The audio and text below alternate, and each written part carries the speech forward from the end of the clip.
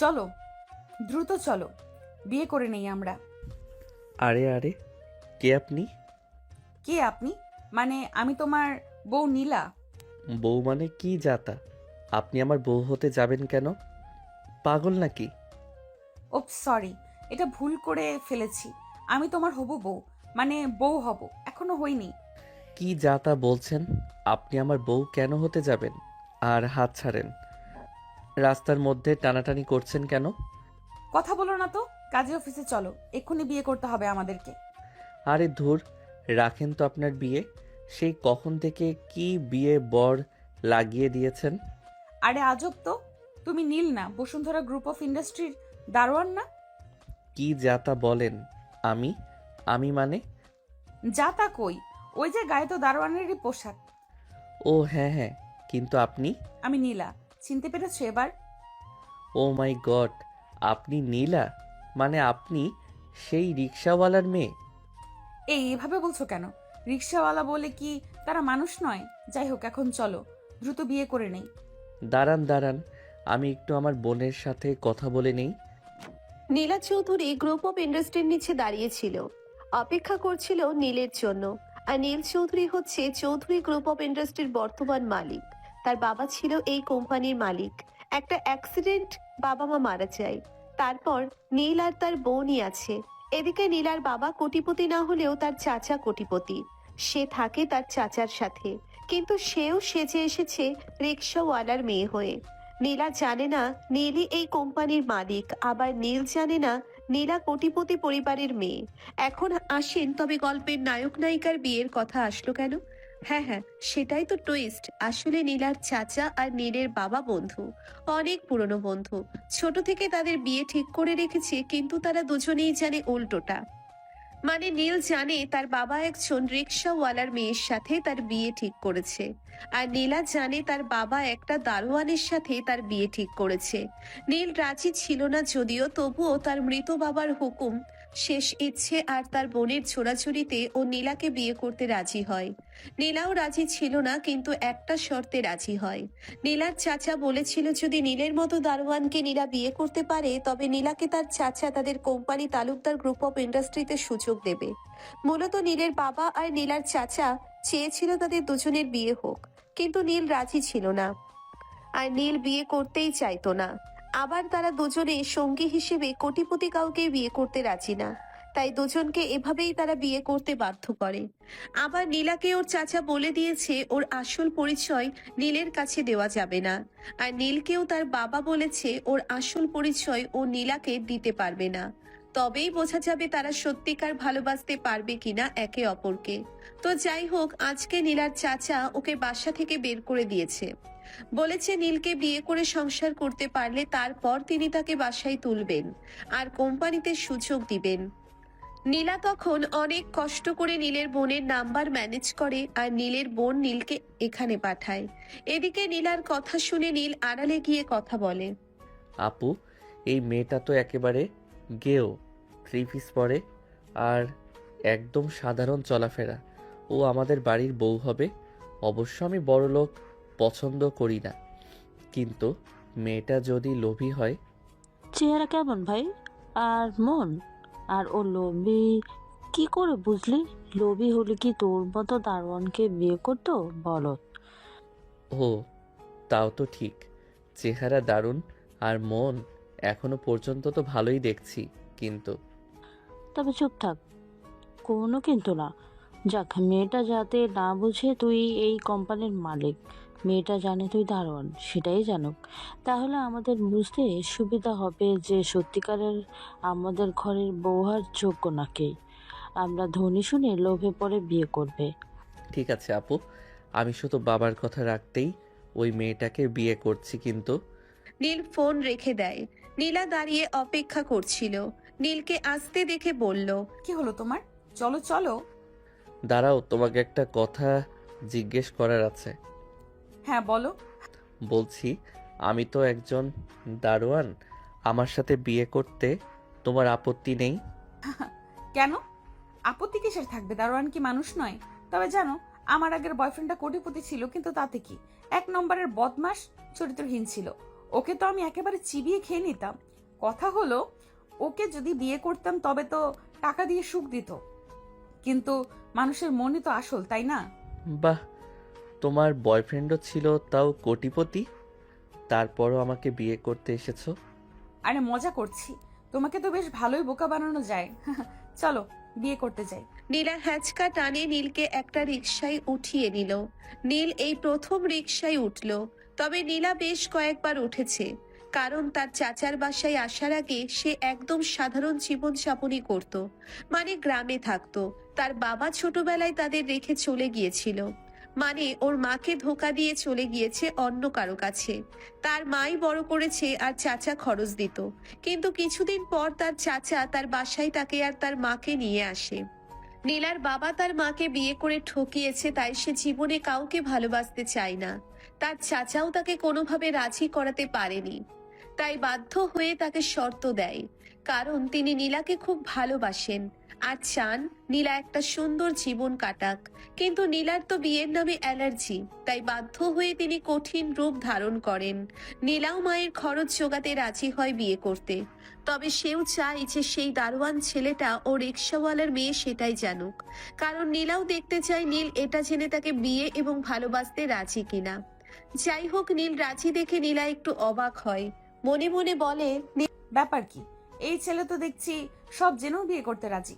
নীল কখনো রিক্সায় ওঠেনি বলে ওর বসতে অসুবিধে হচ্ছিল। দুজনে রিক্সায় আর কথা বলে না, কাজী অফিসের সামনে থামে, তারপর কাজী অফিসে গিয়ে বসে। নীল চেয়ারে বসে, নীলা গিয়ে বলে, কাজী সাহেব, আমাদের বিয়ে পড়ান। কাজী সাহেব নিচু হয়ে ফাইলে কিছু লিখছিলেন। চোখ উঠিয়ে নীলকে দেখতেই বলে ওঠেন, আরে নীল চৌধুরী, আপনি আপনি এখানে আমার কাজে অফিসে? আমি তো পাগল হয়ে যাব, এ আমি কি দেখছি? নীলা অবাক হয়ে নীলের দিকে তাকায়।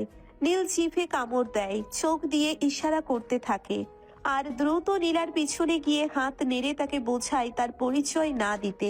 কিন্তু কাজী সাহেব কিছুই বুঝতে পারেন না। নীল চৌধুরী মানে? কিসের চৌধুরী? এই তোমার বংশ কি চৌধুরী বংশ?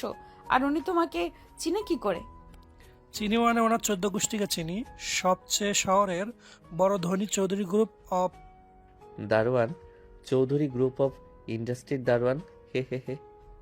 মানে দারোয়ান মানে? আপনি দেখছেন না আমার পরনে দারোয়ানের পোশাক? আমি দারোয়ান, দারোয়ান, বুঝছেন না? বুঝেন বুঝেন। কাজী সাহেব হাঁ করে থাকে, এতক্ষণ খেয়াল করেনি নীলের পরনে দারোয়ানের পোশাক।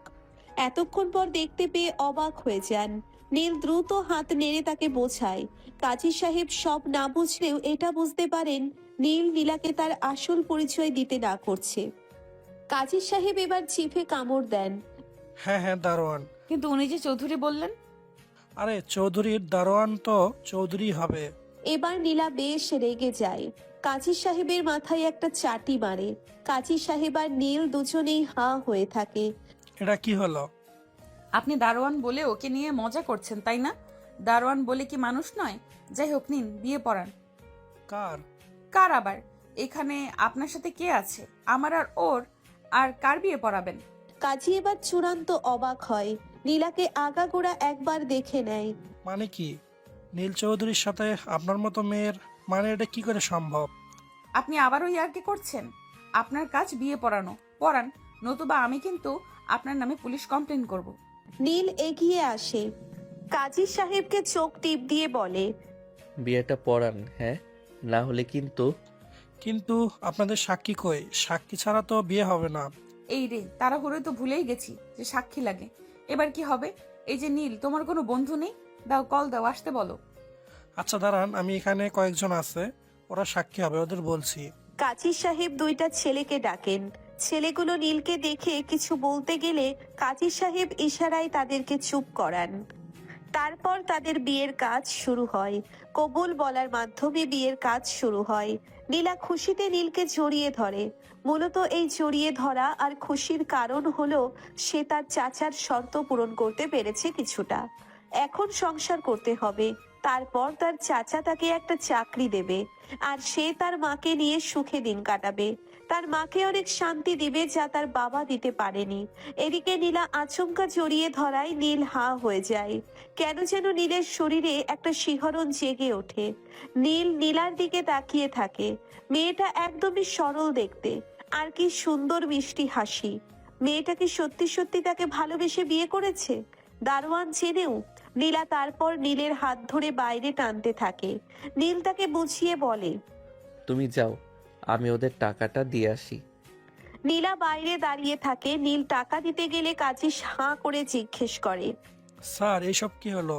আর মেয়েটা কি বললো কিছুই বুঝলাম না।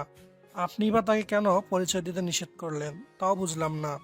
নীল কাজীর পকেটে টাকা গুজে দিয়ে বলল। এখানে 5 লাখ আছে, কেমন? আপাতত এই টাকাটা কাজে লাগাও, কিছু বুঝতে হবে না। টাকা দেখে কাজী সাহেব সাথে সাথে বেহুশ হয়ে পড়ে যান। নীল অবাক হয়ে জিজ্ঞেস করে। ব্যাপার কি? কি হলো ওনার? স্যার, জীবনে একসাথে এত টাকা দেখিনি তো। কয়েক বছরেও ওনার এত টাকা হতো না। সেটা একসাথে দেখলেই ঢাল সামলাতে পারেনি। নীলা বাহির থেকে দৌড়ে আসে। কি হলো? কি পড়ার শব্দ হলো? এ কি, ওনার কি হয়েছে? কিছু হয়নি, তুমি চলো। না না, ওনাকে ঠিক করতে হবে। ওনার বোধহয় হুঁশ চলে গেছে। নীলা নীলকে ধাক্কা দিয়ে সরিয়ে কাজী সাহেবের হাত ধরে ডলতে শুরু করলে। তারপর পানি এনে মুখে ছিটা দিল। কিছুক্ষণ পর কাজী সাহেব চোখ খুলল। নীলার মুখে হাসি ফুটলো। এই নিন, আপনাদের কাজী সাহেব চোখ খুলেছে। গরমে বেহুশ হয়ে গেছে বোধহয়, যেন ওনাকে বাসায় নিয়ে যান। কাজী সাহেব তখনও হা করে আছেন। তিনি কিছু বলতে চান, তখনই ছেলেগুলো তাকে ভেতরে নিয়ে যায়।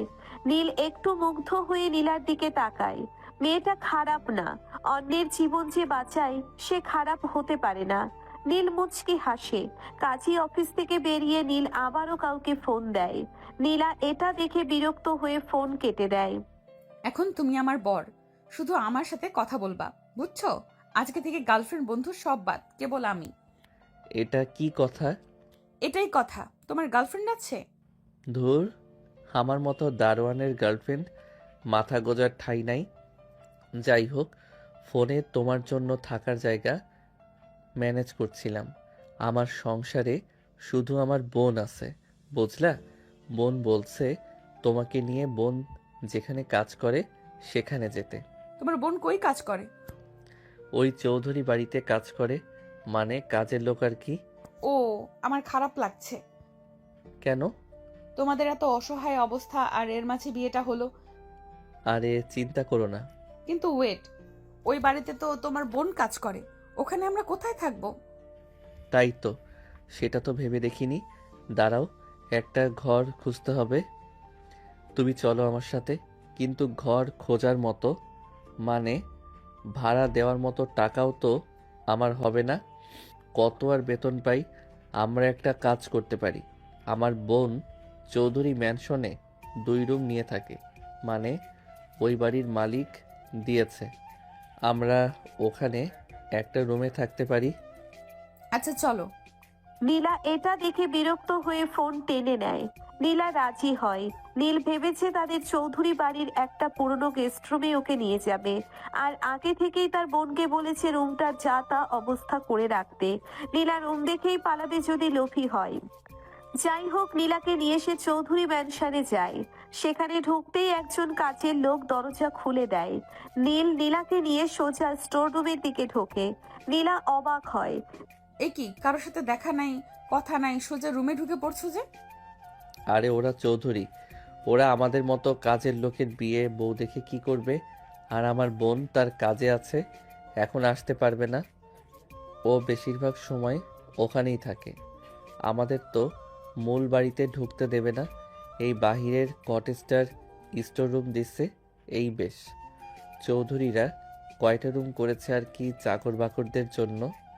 আমাদের ভাগ্যে একটা জুটেছে, এই বেশ। এত প্রশ্ন করো না তো, চলো। নীলা আর কথা বাড়ায় না। স্টোর রুমে ঢুকে নীলা কাঁচতে শুরু করে। মাকড়সার চালের ভরা আর ভাঙাচোরা চেয়ার টেবিল দিয়ে, খাট দিয়ে রুমটা এলোমেলো করা, যা তা অবস্থা। যে কেউ বমি করবে। নীলা বমি করতে গিয়ে নিজেকে সামলে নেয়। ছি, চৌধুরীরা এত বড় খাটাস? কি বললে? তা নয় তো কি, চাকর বাকরের জন্য রুম করেছে। যেভাবে বললে মনে হচ্ছিল কি না কি করে ফেলেছে। কত জানি দয়াবান, কিন্তু ঢুকে দেখি ওষুধেরও এর থেকে ভালোভাবে রাখে মানুষ। আরে আসতে বলো, ওরা শুনতে পাবে। পাক, আমি ভয় পাই নাকি? তুমি না পেলেও আমি পাইব, কারণ বের করে দিলে মাথা গোজার ঠাঁই নাই যে আমাদের। তাও ঠিক। যাই হোক, এখন কিছু খেতে দাও, খাবো। আচমকা এই কথা শুনে নীল হা করে থাকে। খাবে? ওমা, খাবো না, খিদে পেয়েছে। হ্যাঁ হ্যাঁ খাবে, কিন্তু কি দেই তোমায়? আচ্ছা আমি বাহির থেকে খাবার অর্ডার করি, কি বলো? চাইনিজ, পিৎজা, বার্গার নাকি মাটন? কি, তুমি এগুলো আনবে? মাথা খারাপ নাকি? নীল ভুলে বলে ফেলেছিল। হুঁশ হতে বলে, ধুর, ভুলেই যাই। আমি নীল চৌধুরী না, দারোয়ান নীল। না মানে আলু ভর্তা, ডাল, ভাজি কোনটা? খেতে পারবে তো? আমি সব খেতে পারবো, কিন্তু বাহির থেকে কিনতে হবে কেন? ঘরেও তো রান্না করতে পারি। তোমার টাকাও বাঁচলো। একদম টাকা খরচ করা যাবে না, বুঝলে? খরচ করা যাবে না? না, যাবে না। এ দেখি আসতে না আসতেই বাঙালি টিপিক্যাল বউয়ের মতো আচরণ করছে। কি বললে? না কিছু না, যাচ্ছি। নীল বাইরে যেতেই নেবে হঠাৎ করে তাকিয়ে দেখে নীলা কোমরে ওড়না পেঁচিয়ে ধুলোবালি পরিষ্কার করতে নেমে পড়ল। নীল অবাক হয়ে দেখছে যে মেয়েটা একটু আগে বমি করতে যাচ্ছিল, সে এখন স্টোর রুমটাকে বাসযোগ্য করার চেষ্টায় মত্ত। নীল মনে মনে ভাবলো, এই মেয়ে কি সত্যি অদ্ভুত নাকি জাদুকর? কোনো লোভী মেয়ে হলে তো এতক্ষণে এই নোংরা ঘর দেখে ডিভোর্স পেপার রেডি করে ফেলতো। নীলা ধমক দিয়ে বলল, কি হলো, হা করে দেখছো কি? বালতিটা নিয়ে কলপাট থেকে জল নিয়ে আসো। ঘরটা অন্তত মোছা দরকার। আর শোনো, আজ রাতটা আমরা কষ্ট করে এখানে থাকবো। কাল থেকে আমি এই চৌধুরী ভিড়ার মালিকের সাথে কথা বলবো। মানুষকে এভাবে জানোয়ারের মতো ঘরে রাখা আমি একদম পছন্দ করি না। তুমি না বললে খাবে, খিদে পেয়েছে। সর খাবো, আগে যাও। যেটা করতে বলেছি করো। এই নোংরা পরিষ্কার না করে খাওয়া যাবে? নীল ঢোক গিলে বালতি নিয়ে বেরিয়ে এলো। আড়ালে গিয়ে বোন রিতাকে ফোন করলো। আপু, সর্বনাশ হয়েছে। নীলা তো রেগে আগুন। ও নাকি কাল সকাল এই বাড়ির মালিকের সাথে ফাইট করবে। মানে আমার সাথেই আমার ফাইট হবে। বেশ তো, দারুণ হবে। তুই কাল সকালে অফিসে বড় সাহেব সেজে নীলার সামনে চাপে না, তুই থাকবি দারোয়ান নীল হয়েই। দেখি ও তোর জন্য মালিকের সামনে গিয়ে কতটা লড়াই করতে পারে। আমি ম্যানেজারকে বলে দিচ্ছি তোকে যেন আড়ালে রাখে। রাত বাড়লো। নীলা অনেক কষ্টে স্টোর রুমটা পরিষ্কার করে এক কোণে বিছানা পেতেছে। নীল বাইরে থেকে সস্তায় কিছু ডাল আর ভাত নিয়ে এসেছে। দুজনে মাটিতে বসেই খাবার খেলো। জানো নীল, আজকের এই ডাল ভাত আমার কাছে পৃথিবীর সেরা খাবারের চেয়েও দামি মনে হচ্ছে। কারণ এটা আমার নিজের সংসারের প্রথম খাবার। এই ঘরটা ছোট হতে পারে, কিন্তু এখানে আমাদের নিজেদের স্বাধীনতা আছে। নীলার কথা শুনে নীলের বুকের ভিতরটা কেমন যেন করে উঠল। সে অপলক দৃষ্টিতে নীলার দিকে তাকিয়ে রইল।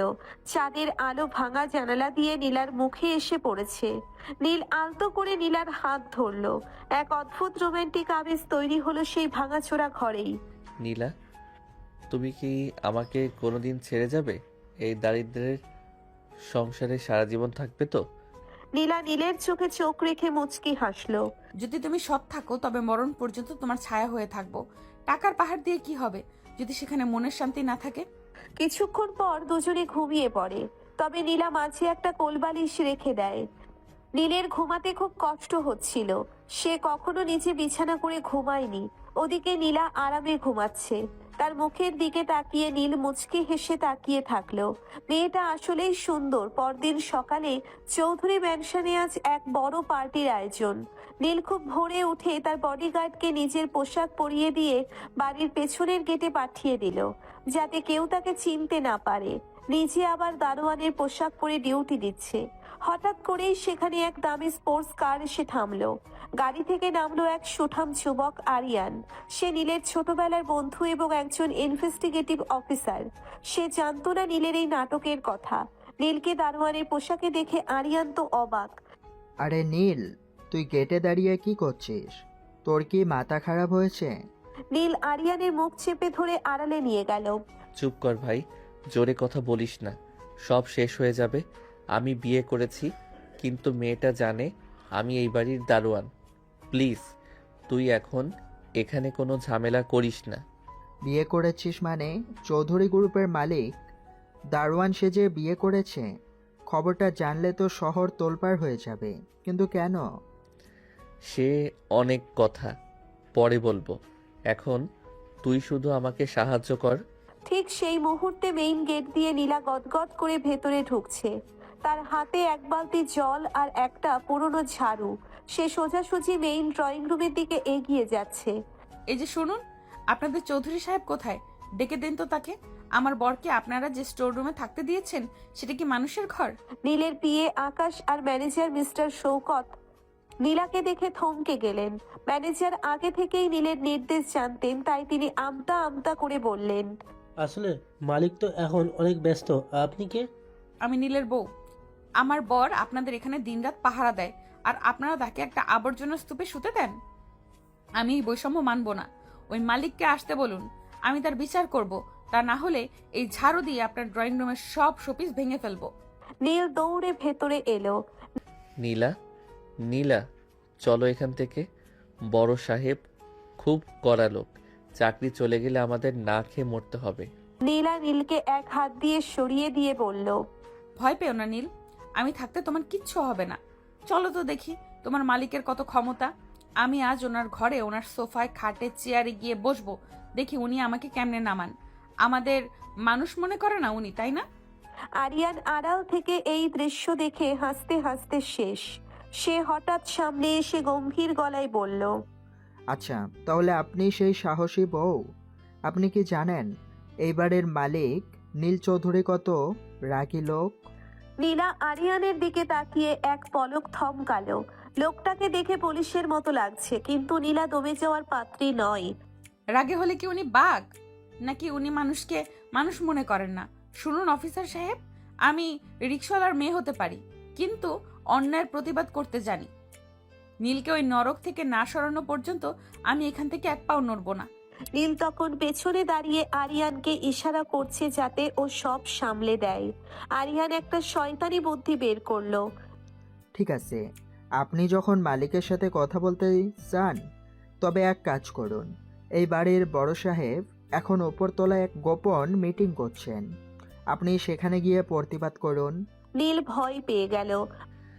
আরে আরিয়ান, তুই এ কি বলছিস? আরিয়ান নীলের কানে কানে বলল, চুপ থাক, ও উপরে গেলে আমার পুলিশ ইনভেস্টিগেশন অনুযায়ী দেখতে পাবো ও কি সত্যি তোকে ভালোবাসে, নাকি সুযোগ পেয়ে মালিকের বেডরুমে ঢুকে বিলাসিতা দেখে লোভে পড়ে যায়। নীলা কোনো চিন্তা না করেই সিঁড়ি দিয়ে উপরে উঠতে লাগলো। আরিয়ান আর নীল পেছন পেছন যাচ্ছে, কিন্তু সিঁড়ির মাঝপথে নীলা হঠাৎ থমকে দাঁড়ালো। করিডোরে একটা বিশাল বড় ছবি টাঙানো, সেখানে নীল চৌধুরীর মানে আসল মালিকের পোশাকের ছবি। নীলা ছবিটার দিকে তাকিয়ে আবার নীলের দিকে তাকালো। নীল তখন ঘামছে। এই নীল, এই ছবিটা কার? একে দেখে তো হুবহু তোমার মতো লাগছে, শুধু পোশাকটা আলাদা। নীল আমতা আমতা করে বলল, ও, ওটা মালিকের বড় ভাই। উনি দেখতে আমার মতোই একটু একটু। হ্যাঁ ভাবি, ওনার নাম হলো সাদা নীল, আর আপনার বর হলো কালো নীল। মিল তো থাকবেই। নীলা ভ্রুকুচকে ভাবলো কিছু একটা গন্ডগোল আছে। সে আবার ওপরের ঘরের দিকে দৌড়ে গেল। সেখানে গিয়ে দেখলো ঘরের দরজা খোলা, ভেতরে রাজকীয় সব আসবাবপত্র। নীলা ঘরে ঢুকেই সোজা বড় সাহেবের দামি রিভলভিং চেয়ারে গিয়ে বসে পড়ল। এই তো, আমি আজ এই চেয়ার থেকে নামবো না। নীল, তুমিও এসে পাশের সোফায় বসো। আজ আমরাই এই ঘরের মালিক। দেখি মালিক বেটা কি করে, আমাদের মানুষ মনে করে না। পশুর ঘর দেওয়া না। এখন এই যে বসলাম, ঘেন্না করবে না। ঠিক তখনই দরজায় এসে দাঁড়ালো নীলের বোন রীতা। সে সেজেছে এই বাড়ির কাজের মেয়ে। ও মা, এ কি কাণ্ড! পেটে দারোয়ানের বড় ভাই সাহেবের চেয়ারে! নীল, তুই কি পাগল হয়েছিস? একে নামা, মালিক এখনই চলে আসবে। নীলা রীতাকে দেখে এক মুহূর্তের জন্য চমকে উঠল। এই মেয়েটাকেও কোথাও দেখেছে বলে মনে হচ্ছে। নীলার সন্দেহটা আরো তীব্র হলো যখন সে দেখলো রীতার গলায় একটা হীরের লকেট ঝুলছে, যা একজন সাধারণ কাজের মেয়ের কাছে থাকার কথা নয়। এই বাড়িতে কিছু একটা রহস্য আছে। দারোয়ানের বোন হীরের লকেট পরে আর মালিক দেখতে হুবহু আমার বরের মতো? ব্যাপারটা দেখতে হচ্ছে। রিতা যখন হীরের লকেট সহ ধরা পড়তে যাচ্ছিল, নীল দ্রুত বুদ্ধিতে বলল, আরে নীলা, ওটা হীরা না, ওটা তো কাচের তৈরি, মেলা থেকে কিনেছে, ও শখ করে পড়েছে। রিতাও তাড়াতাড়ি গলা থেকে লকেটটা খুলে পকেটে চালান করে দিল।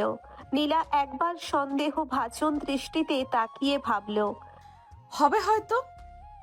এখনকার দিনে নকল জিনিসও আসলের মতো দেখায়। আরে কি শুরু করলে নীলা? উনি রীতা আপু, আমার বোন। কোথায় আপুকে সালাম করবে? তুমি নতুন বউ, তা নাকি সিআইডিগিরি শুরু করলে? নীল ইশারা করলে আরিয়ান চলে যায়। রিতা চুপচাপ তাকিয়ে থাকে। নীলা জিভে কামড় দেয়। ও আল্লাহ, তুমি রীতা আপু? ইস, সরি আপু, চিনতে পারিনি। আপু, তুমি এই পচা লোকদের এখানে কিসের কাজ করো? এরা কি পচা পচা রুম দিয়ে রেখেছে? কেন, তোমার কি বড় লোকদের মতো রুম দরকার নীলা? থুর, আমি নিজেই তো গরিব, বড়লোক হয়ে কি করব? আমি বুঝিয়েছি রুমটা খুব নোংরা ছিল। নোংরা আমার পছন্দ না, নইলে মাটির ঘরেও আমার অসুবিধা নেই। আচ্ছা, আমি অবশ্য রুমটা পরিষ্কার করে ফেলেছি।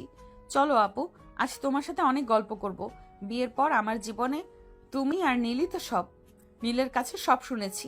তোমাদের বাবা মা নেই, চিন্তা করো না, আমি এসেছি না, তোমাদের কোনো কষ্ট হতে দিব না।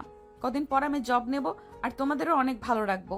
এই পচা লোকদের এখানে কাজ করতে হবে না, বুঝলে? একদমই কথাগুলো বলেই নীলা হাঁপাতে শুরু করলো। রিতা পানি এগিয়ে দিল। নীলা অবাক হয়ে তাকালো। পাশে নীলের মাথায় হাত। এসে কাকে বিয়ে করেছে? এ তো টেপ রেকর্ডার, শুরু হলে বন্ধ হবারই নাম নেই। কি আপু? পানি? পানি? হ্যাঁ, তুমি হাঁপিয়ে গিয়েছো না, এত কথা বলেছো। ওহো, আচ্ছা তাই। আমি আরো অনেক কথা বলতে পারি আপু, এ তো কিছুই না, শুনবে? না না, শুনতে হবে না আপু, এখন চলো ঘরে চলো। ওই খরচ মালিকরা এসে পড়লে পরে ঝামেলা হবে। ওদের ভয় পাই নাকি আমি? নীলা নীলা নীলা, বুঝতে পারছি তুমি ভয় পাও না, কিন্তু অন্যের বাড়িতে ঢুকে হাঙ্গামা করাও তো ঠিক না, বলো? আর আপুর সাথে দেখা হলো, আপুর সাথে আড্ডা দেওয়া উচিত না? তাই তো, দেখেছো, আমিও না। চলো চলো, রুমে চলো, আপুকে কিছু বানিয়ে দেই আর জমিয়ে আড্ডা দেই। নীল নীলাকে নিয়ে ঘরে গেল। তারা তিনজনে মিলে আড্ডা দিল। এদিকে আড্ডা শেষে রিতা এরপর নীলের সাথে বেশ কিছুক্ষণ কথা বলল। নীল বুঝতে পারল চৌধুরী ভিলার ওই আলিশান পরিবেশে বেশি দিন থাকলে নীলা নির্ঘাত তার আসল পরিচয় ধরে ফেলবে। বিশেষ করে আরিয়ান আর রিতা যেভাবে তালগোল পাকাচ্ছে, তাতে বিপদ আসন্ন। তাই রাতারাতি সে তার বিয়ে আকাশকে দিয়ে শহরের এক বস্তির কাছে একটা পুরনো আধা পাকা ঘর ভাড়া করলো। তারপর রিতার সাথে আলোচনা করে ঠিক করলো সেখানে চলে যাবে। যাবার সময় নীলার মন খারাপ হলো। আপু, তোমাকে রেখে চলে যাচ্ছি, কিন্তু চিন্তা করো না, আমি একটা জব নিলে তোমাকে নিয়ে যাব। না হয় আপু তুমিও চলো না, ওদের কাজ তোমাকে করতে হবে না। না নীলা, আমি এখানে অনেক বছর কাজ করি শোনা, আমি এভাবে যেতে পারবো না। তোমরা যাও, আমি একসময় ঠিক আসবো। রিতা বুঝতে পারে নীলা আসলেই খুব সহজ সরল আর ভালো। কত সহজে মিশে যায়। নীল নীলাকে নিয়ে বস্তিতে চলে যায়। রুমের অবস্থা দেখে নীল নিজেই থতমত খেয়ে গেল। এক কোণে মাকড়সার জাল, দেওয়ালের পলেস্তারা খসে পড়ছে। নীল আমতা আমতা করে বলল, নীলা, আসলে আমার সামর্থ্য তো কম, এই ঘরটাই জুটলো আমাদের কপালে, তোমার খুব কষ্ট হবে না? নীলা ঘরে ঢুকেই কোমরে ওড়না পেঁচিয়ে নিল। নীলকে অবাক করে দিয়ে সে বলল, কিসের কষ্ট? আমাদের নিজেদের ঘর, এটাই বড় কথা। তুমি কলপার থেকে জল নিয়ে আসো, আমি ঝটপট পরিষ্কার করে ফেলছি। নীল বালতি হাতে জল আনতে গেল। 2 ঘন্টার পরিশ্রমে নীলা ঘরটাকে একদম বদলে দিল। ভাঙা জানালায় নিচের একটা ওড়না দিয়ে পর্দা বানিয়ে দিল। মেঝের ধুলো মুছে ঝকঝকে করে ফেললো। নীল মুগ্ধ হয়ে নীলার কাজ করা দেখছিল। ঘামে নীলার কপালে ছোট ছোট বিন্দু জমেছে। তাতেই ওকে পৃথিবীর সবচেয়ে সুন্দরী মনে হচ্ছিল নীলের কাছে। পরিষ্কার শেষে নীলা খাবার রান্না করতে চলে গেল। নীল জীবনেও এত কাজ করেনি ঘরের। সে ক্লান্ত হয়ে বসে পড়ল। কিছুক্ষণ পর নীলা এসে বলল, এখন পেটে ইঁদুর দৌড়াচ্ছে, এই নাও আমাদের রাজকীয় ডিনার। নীল দেখলো মেনু হলো পোড়া আলু ভর্তা আর একদম পাতলা ডাল। কোনো রকমে ঢোক গিলে খেতে বসলো, কারণ এমন খাবার সে কখনো খায়নি। এ মেয়ের জন্য আর কি কি করতে হবে কে জানে। নীল এক লোকমা মুখে দিয়েই চোখ মুখ কুঁচকে ফেললো। উফ নীলা, এটা ডাল নাকি গরম জল? আর আলু ভর্তায় এত ঝাল কেন? তোমার জিভ তো জ্বলে যাচ্ছে। বেশি কথা বলবে না। ডাল পাতলা কারণ জল বেশি খেলে স্বাস্থ্য ভালো থাকে, আর ঝাল বেশি দিয়েছি যাতে তোমার নাকে জল আসে আর নাক পরিষ্কার থাকে। টাকা কম থাকলে বুদ্ধি বেশি খাটাতে হয়, বুঝলে দারোয়ান সাহেব? নীল মনে মনে হাসলো। মেয়েটা পাগল আছে, কি সব চিন্তা! ভালোই সঞ্চয়ী সে। এতটাই যে ঝাল বেশি দিয়ে নাক পরিষ্কার রাখবে, কি অদ্ভুত চিন্তা ভাবনা। ওর ইচ্ছে করছিল তখনই নীলাকে বলে দেয় যে সে আসলে নীল চৌধুরী, কিন্তু নীলার এই সংগ্রামী রূপ দেখার মজাই আলাদা। খাওয়ার পর্ব শেষ ওদের, এবার শুতে যাবে। শোয়ার সময় নীলা বড় একটা কোলবালিশ বিছানার ঠিক মাঝখানে রাখলো। নীল এক কোণে লাজুক ভঙ্গিতে দাঁড়িয়ে আছে। এই যে মিস্টার নীল, এখানে এসে শুয়ে পড়ো। না মানে আমি কি ওই ফ্লোরে শোবো? মানে তুমি তো আবার রাগ করো কি না? আরে ভীত পুরুষ, আমি কি বাঘ নাকি যে তোমাকে চিবিয়ে খাবো? তুমি আমার স্বামী, কিন্তু সাবধান, এই বালিশ হলো বর্ডার লাইন। যদি এই লাইন পার হয়েছো তবে কাল সকালে এই ঝাড়ু দিয়ে পিটিয়ে তোমার পিঠের ছাল তুলে দিব। আমি দেখতে চাই আমার বরটা কতটা ধৈর্যশীল। ভালোবাসা আগে মনে হোক, তারপর শরীরে, বুঝেছো? নীল কাপা কাপা পায়ে শুয়ে পড়ল। নীলা একদম আয়েশ করে বালিশের ওপাশে ঘুমিয়ে পড়ল। মাঝরাতে নীলের ঘুম ভেঙে গেল। সে দেখলো নীলা ঘুমের ঘোরে বালিশটা একদম জড়িয়ে ধরে তার দিকে মুখ করে শুয়ে আছে। চাঁদের আলোয় ওর নিষ্পাপ মুখটা দেখে নীল আর নিজেকে ধরে রাখতে পারলো না। সে আলতো করে নীলার কপালে একটা চুমু খেয়ে ফিসফিস করে বলল, তুমি রিক্সাওয়ালার মেয়ে হওয়ার রাজকন্যা। আমি সত্যি তোমার প্রেমে পড়ে যাচ্ছি নীলা। পরক্ষণেই নীলা ঘুমের ঘোরেই বলে উঠল। মালিকের বিড়ালকে ঝাড়ু দিয়ে পিটাবো।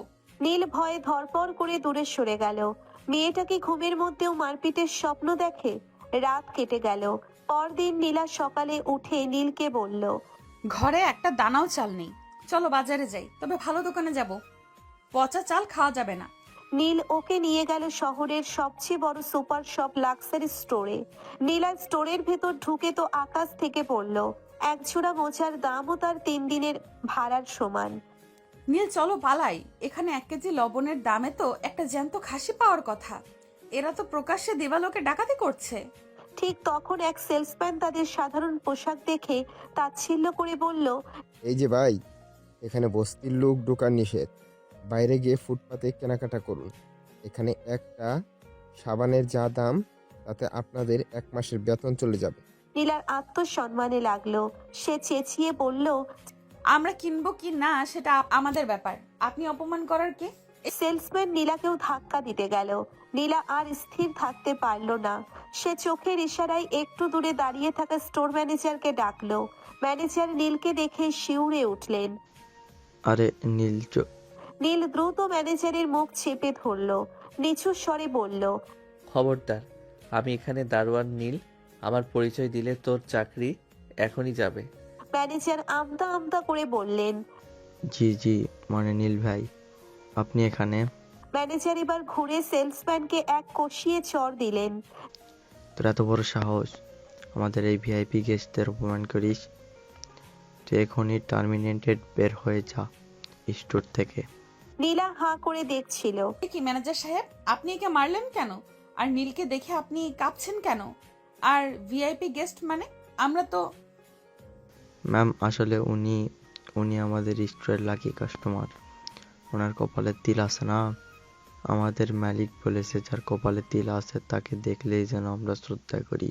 নীলা এবার আরো অবাক হলো যখন ম্যানেজার ঘোষণা করলো, ম্যাডাম, আজ আমাদের স্টোরে বিড়াল দিবস। আমাদের মালিকের প্রিয় বিড়ালের আজ বিয়ে, তাই আজ দোকানে যা আছে সব ফ্রিতে নিতে পারবেন, কোনো টাকা লাগবে না। বিড়ালের বিয়ে? আর বিড়ালের বিয়েতে সব ফ্রি? জি ম্যাম, আমাদের মালিক খুব বড় বিড়াল প্রেমী। আপনি জলদি যা লাগে ব্যাগে ভরুন। নীলা খুশিতে পাগল হয়ে গেল। সে নীলকে বলল, নীল, জলদি বড় ট্রলি নিয়ে আসো। বিড়ালের বিয়ে বলে কথা। 5 লিটার সয়াবিন তেল নাও, 4 প্যাকেট দামি ডিটারজেন্ট নাও, আরে ওই পাশে কসমেটিক্সও আছে। নীলা শোরুমের অর্ধেকের বেশি জিনিস ট্রলিতে ভরল। যাওয়ার সময় ম্যানেজারকে বলল, মালিককে বলবেন বিড়ালটার যেন একটা সুন্দর বাচ্চা হয়, আমি দোয়া করব। আর হ্যাঁ, পরের বার বিড়ালের বাচ্চার জন্মদিনে আবার ফ্রি ঘোষণা করলে আমায় আগে জানাবেন। ম্যানেজার ঘামতে ঘামতে হাসি দিয়ে বললেন। অবশ্যই ম্যাডাম, অবশ্যই। নীল বাইরে এসে হাসতে হাসতে শেষ। নিজের পকেট থেকেই আজ কয়েক লাখ টাকার বিল দিতে হবে আড়ালে, অথচ কলমের এক খোঁচায় এমন কয়েক কোটি একসাথে দেওয়া তার কাছে কোনো ব্যাপার না। কিন্তু নীলার ওই হাসি মুখটা দেখে নীলের মনে হচ্ছিল দুনিয়ার সব টাকা বিলিয়ে দিলেও লস নেই। বাসায় ফেরার পথে নীলা খুশিতে নীলের হাত শক্ত করে ধরলো। জানো নীল, গরিব হলে কি হবে, আমাদের কপালটা কিন্তু রাজকীয়। চলো আজ ওই ফ্রিতে পাওয়া চা পাতা দিয়ে বড় এক মগ চা বানাবো দুজন মিলে। নীল নীলার চোখের দিকে তাকালো। সেই চোখে কোনো কৃত্রিমতা নেই, শুধু এক অদ্ভুত মায়া। নীল মনে মনে ঠিক করলো এই সহজ সরল পাগলিটাকে সে কোনোদিন হারাবে না। পরদিন সকালে নীলার ঘুম ভাঙলো খুব ভোরে। ফ্রিতে পাওয়া দামি কসমেটিক্স আর সুগন্ধি সাবান মেখে সে আয়নার সামনে দাঁড়িয়ে ভাবলো, এই নীল ছেলেটা যদিও একটা সাধারণ দারোয়ান, কিন্তু ওর কপালটা জবরদস্ত। যে দোকানে যায় সেখানেই বিড়ালের বিয়ে না হয় ইঁদুরের জন্মদিন থাকে। নীলা ঠিক করলো আজ নীলকে স্পেশাল কিছু রান্না করে খাওয়াবে। সে সুপার শপ থেকে আনা দামি বাসমতি চাল আর ঘি দিয়ে বিরিয়ানি রান্না করার সিদ্ধান্ত নিল। কিন্তু মুশকিল হলো সে জীবনে কোনোদিন বিরিয়ানি রান্না করেনি। গ্রামে থাকতে মা রান্না করতো, আর চাচার বাড়িতে তো বাবুর্চিই ছিল। সে নীলকে ডেকে বলল, নীল ওহে নীল সাহেব, ওঠো, আজ তোমাকে এমন বিরিয়ানি খাওয়াবো যে তোমার বাড়ির মালিক নীল চৌধুরীও কোনোদিন চোখে দেখেনি। হাই তুলতে তুলতে বলল। বিরিয়ানি? কিন্তু তুমি কি রান্না জানো? নীলা আত্মবিশ্বাসের সাথে বলল, আরে বিরিয়ানি আবার কি, চাল আর মাংস একসাথে দিলেই তো হয়। তুমি বরং গিয়ে একটু ধনেপাতা নিয়ে আসো। নীল মনে মনে প্রমাদ গুনল। সে জানে নীলার রান্নার হাত কেমন। সে বাইরে যাওয়ার নাম করে আড়ালে গিয়ে আরিয়ানকে ফোন দিল। আরিয়ান, বাচ্চা ভাই, নীলা আজ বিরিয়ানি রান্না করছে। আমার মনে হয় আজই আমার শেষ দিন। ও রান্না খেলে আমি স্বর্গে চলে যাব ভাই। তুই জলদি কোনো বড় রেস্টুরেন্ট থেকে 2 প্যাকেট বিরিয়ানি পাঠিয়ে দে। বলবি যে রেস্টুরেন্ট ম্যানেজার পাঠিয়েছে বিড়ালের বিয়ের পরের দিনের গিফট হিসেবে। হা হা হা হা হা। নীল, তুই তো দেখি পুরাই পাগল হয়ে গেছিস। এসব হয় নাকি? মেয়েটাও বোকা, এসব বিশ্বাস করে। হা হা হা। আচ্ছা, পাঠাচ্ছি। এদিকে নীলা রান্নাঘরে গিয়ে মহা বিপদে পড়ল। ঘি ভেবে সে আসরে বড় এক কৌটা মধু ঢেলে দিয়েছে চালের ওপর, আর বিরিয়ানির মশলা না পেয়ে তাতে বেশি করে গরম মশলা আর গোলমরিচ দিয়ে দিয়েছে। পুরো রান্নাঘর ধোঁয়ায় অন্ধকার। নীল ঘরে ঢুকে দেখলো নীলা কাঁদতে কাঁদতে একাকার। নীল, দেখো তো চালগুলো কেন জানি আঠার মতো হয়ে যাচ্ছে। এই বিরিয়ানি কি কামড় দিয়ে খেতে হবে নাকি চুষে খেতে হবে? নীল পাতিলের দিকে তাকিয়ে দেখলো ওটা বিরিয়ানি নয়, ওটা একটা অজ্ঞাত বস্তুতে পরিণত হয়েছে, যার নাম কোনো বাবুর্চি দিতে পারবে না। ঠিক সেই সময় দরজায় টোকা পড়লো। আরিয়ানের পাঠানো লোক এসে হাজির। ম্যাডাম, কাল যে বিড়ালের বিয়ে দিছিল আজ সেই বিড়ালের বৌভাত, তাই ম্যানেজার সাহেব আপনাদের জন্য এই বিরিয়ানি পাঠিয়েছেন। নীলা মহা খুশি। দেখলে নীল, আমার কষ্ট দেখে বিড়ালটা নিচেই বিরিয়ানি পাঠিয়ে দিয়েছে। উফ, এই বিড়ালটা কত দয়ালু। আমার রান্না করা ওই হালুয়া বিরিয়ানিটা বরং ডাস্টবিনে ফেলে দেই। নীল হাঁপ ছেড়ে বাঁচলো, আর ভাবলো নীলা কি বোকা, বিড়ালের সব কাহিনী বিশ্বাস করে নিচ্ছে। আবার ভাবছে বিড়াল তার জন্য খাবার পাঠাচ্ছে, ওরও হয় নাকি। এরপর তারা দুজনে মিলে বারান্দায় বসে বিরিয়ানি খাচ্ছে। নীল হঠাৎ করেই নীলার দিকে তাকিয়ে রোমান্টিক হওয়ার চেষ্টা করলো। নীলা, এই যে আমরা এত কিছু ফ্রিতে পাচ্ছি, তোর মনে হয় না এই ভাগ্যটা আমাদের বিয়ের পর থেকে ফিরতে শুরু করেছে? নীলা বিরিয়ানি চিবোতে চিবোতে বলল। তা তো বটেই, তবে সাবধান নীল, বেশি লোভ করা ভালো না। তুমি তোমার দারোয়ানের চাকরিটা ঠিক মতো করো। আমি চাই না তুমি নীল চৌধুরীর মতো কোনো বড় লোকের দয়া নিয়ে বাঁচো। বড় লোকেরা খুব বদ হয়, জানো তো। নীল গলায় বিরিয়ানি আটকে কাঁদতে শুরু করলো। সে মনে মনে ভাবলো, বউ আমার, আমি যে সেই বড় লোকটা, সেটা যখন জানবে তখন কি আমাকে আস্ত রাখবে? হঠাৎ করে তাদের সেই ছোট্ট ঘরে এসে হাজির হলো রিতা। রিতা একটা সাধারণ সুতির শাড়ি পরে কাজের মেয়ের সাজে এসেছে। ওরে নীল, তোরা এখানে এই ভাঙা করে আছিস? তোদের বড় সাহেব তোকে খুঁজছে। নীলা রিতাকে দেখে জড়িয়ে ধরলো। আরে বোন, এসো এসো, তোমার ভাই তো খুব ভীতু, আমাকে এই কুঁড়ে ঘরে এনে রেখেছে। এবার নীলা রিতাকে রাগানোর জন্য ইচ্ছে করে নীলাকে আড়ালে নিয়ে গিয়ে নিচু স্বরে বলল, ভাবি আপনার সাথে একটা জটিল কথা ছিল। আমার ভাইয়ের পকেটে কাল আমি একটা হীরের আংটি দেখেছি। ও কি চুরি চামারি শুরু করলো নাকি? নীল, এসব কি? সত্যি করে বলো, তুমি কি চুরি করেছো? ওই স্টোর থেকে কি হীরের আংটি মেরে দিয়েছো? আমি রিক্সাওয়ালার মেয়ে হতে পারি, কিন্তু চোরের বউ হব না। নীল তো আকাশ থেকে পড়লো। সে রিতার দিকে তাকাতেই দেখলো রিতা জিভ বের করে হাসছে। সে বুঝলো বোন তাকে নিয়ে মজা করছে, আর এই মেয়ে যা স্পাই, বোন কি পাগল নাকি? আরে না না, ওটা ওটা হীরা না, ওটা আসলে কাচের। ওই যে কাল বিড়াল দিবসে না লাকি ড্রতে জিতেছিলাম। নীলা এবার বিশ্বাস করতে পারলো না। প্রতিদিন লাকি ড্র, প্রতিদিন গিফট? নীল, আমার সন্দেহ হচ্ছে। কাল চলো তো, আমাদের ওই অফিসে নিয়ে যাবেন। আমি দেখবো তোমার বড় সাহেব নীল চৌধুরীকে। আমার মনে হয় এই লোকটা তোমাকে দিয়ে কোনো 2 নাম্বার কাজ করাচ্ছে, তার জন্য তুমি হীরের আংটি কিনতে পেরেছো। নীল রিতার দিকে সাহায্যের দৃষ্টিতে তাকালো। রিতা তখন ইশারায় বলল। ফেঁসে গেছিস ভাই। নীল রান্না করার পর রিতা সহ সবাই একসাথে খেলো। এরপর কিছুক্ষণ গল্প করে রিতা চলে গেল। রাতে আবার সেই বালিশের সীমানা। কিন্তু আজ নীল একটু সাহসী হলো। সে নীলার একটু কাছে ঘেঁষার চেষ্টা করলো। নীলা, শোনো না, এই ঘরটা ছোট ঠিকই, কিন্তু তুমি আসার পর এটা আমার কাছে জান্নাত মনে হচ্ছে। নীলা মুচকি হেসে নীলের দিকে তাকালো। সে আজ আর ঝাড়ুর ভয় দেখালো না, বরং নীলের চুলে হাত বুলিয়ে দিয়ে বলল, তুমি না খুব অদ্ভুত নীল, তোমার মধ্যে কোনো অহংকার নেই। এই যে আমরা গরিব, এটা নিয়ে তোমার কোনো আক্ষেপ নেই। এটা আমার সবচেয়ে ভালো লাগে। নীল নীলার হাতটা নিজের হাতের ভেতর নিয়ে বলল, যদি কোনোদিন জানো আমি যা বলেছি তার সবটা সত্যি নয়, তবে কি আমাকে ঘৃণা করবে? নীলা গম্ভীর হয়ে গেল। আমি মিথ্যুকদের সহ্য করতে পারি না নীল। তবে যদি ভালোবাসা সত্যি হয় তবে হয়তো সব মাফ করে দিব। কিন্তু এসব কি বলছো? আর আমার সব কেমন স্বপ্নের মতো লাগছে। মনে হচ্ছে 2 দিনে যেন আমরা কত চেনা হয়ে গেছি একে অপরের। যাই হোক, এখন ঘুমাও। কাল সকালে কিন্তু নীল চৌধুরীর অফিসে হানা দেবো আমি। নীল ভয়ে কাঁপতে কাঁপতে ঘুমিয়ে পড়ল। সে স্বপ্নে দেখলো নীলা তাকে ঝাড়ু দিয়ে তাড়া করছে আর বলছে, তুই আমাকে বিড়ালের বিয়ের গপ্প শুনিয়েছিস, মিথ্যা বলেছিস। আজ তোকে ঝাড়ু দিয়ে চ্যাপ্টা বানাবো। পরদিন সকালবেলা নীলা জেদ ধরলো সে আজ নীল চৌধুরীর অফিসে গিয়ে নীল চৌধুরীর সাথে দেখা করবেই। নীল উপায় না দেখে নীল চৌধুরী সেজে অফিসে গেল না, বরং দারোয়ানের পোশাক পরেই অফিসের গেটে দাঁড়ালো। আরিয়ানকে বলল বড় সাহেবের চেয়ারে বসতে। নীলা অফিসে ঢুকেই সোজা বড় সাহেবের রুমে যেতে চাইলো। গার্ডরা আটকাতে চাইলে সে ঘর থেকে সাথে করে একটা ঝাড়ু এনেছে। সেটা উঁচিয়ে বলল, খবরদার, আমি নীল চৌধুরীর দারোয়ানের বউ। নীল চৌধুরীকে ডাকুন। এরপর নীলা নিজেই রুমে ঢুকে গেল। রুমে ঢুকেই দেখলো আরিয়ান দামি স্যুট পরে মালিকের চেয়ারে বসে পা নাচিয়ে আপেল খাচ্ছে। আরে, আপনি সেই বদমাশ লোকটা না? আপনি নীল চৌধুরী? কিন্তু তা কি করে হয়? আপনি না দেখতে আমার বরের মতো ছিলেন। তবে আরে তুমি আমাদের দারোয়ানের বউ নীলা না? যাই হোক, ওইটা আরও আগে দেখতে অমন ছিলাম, পরে প্লাস্টিক সার্জারি করে এই চেহারা করেছি।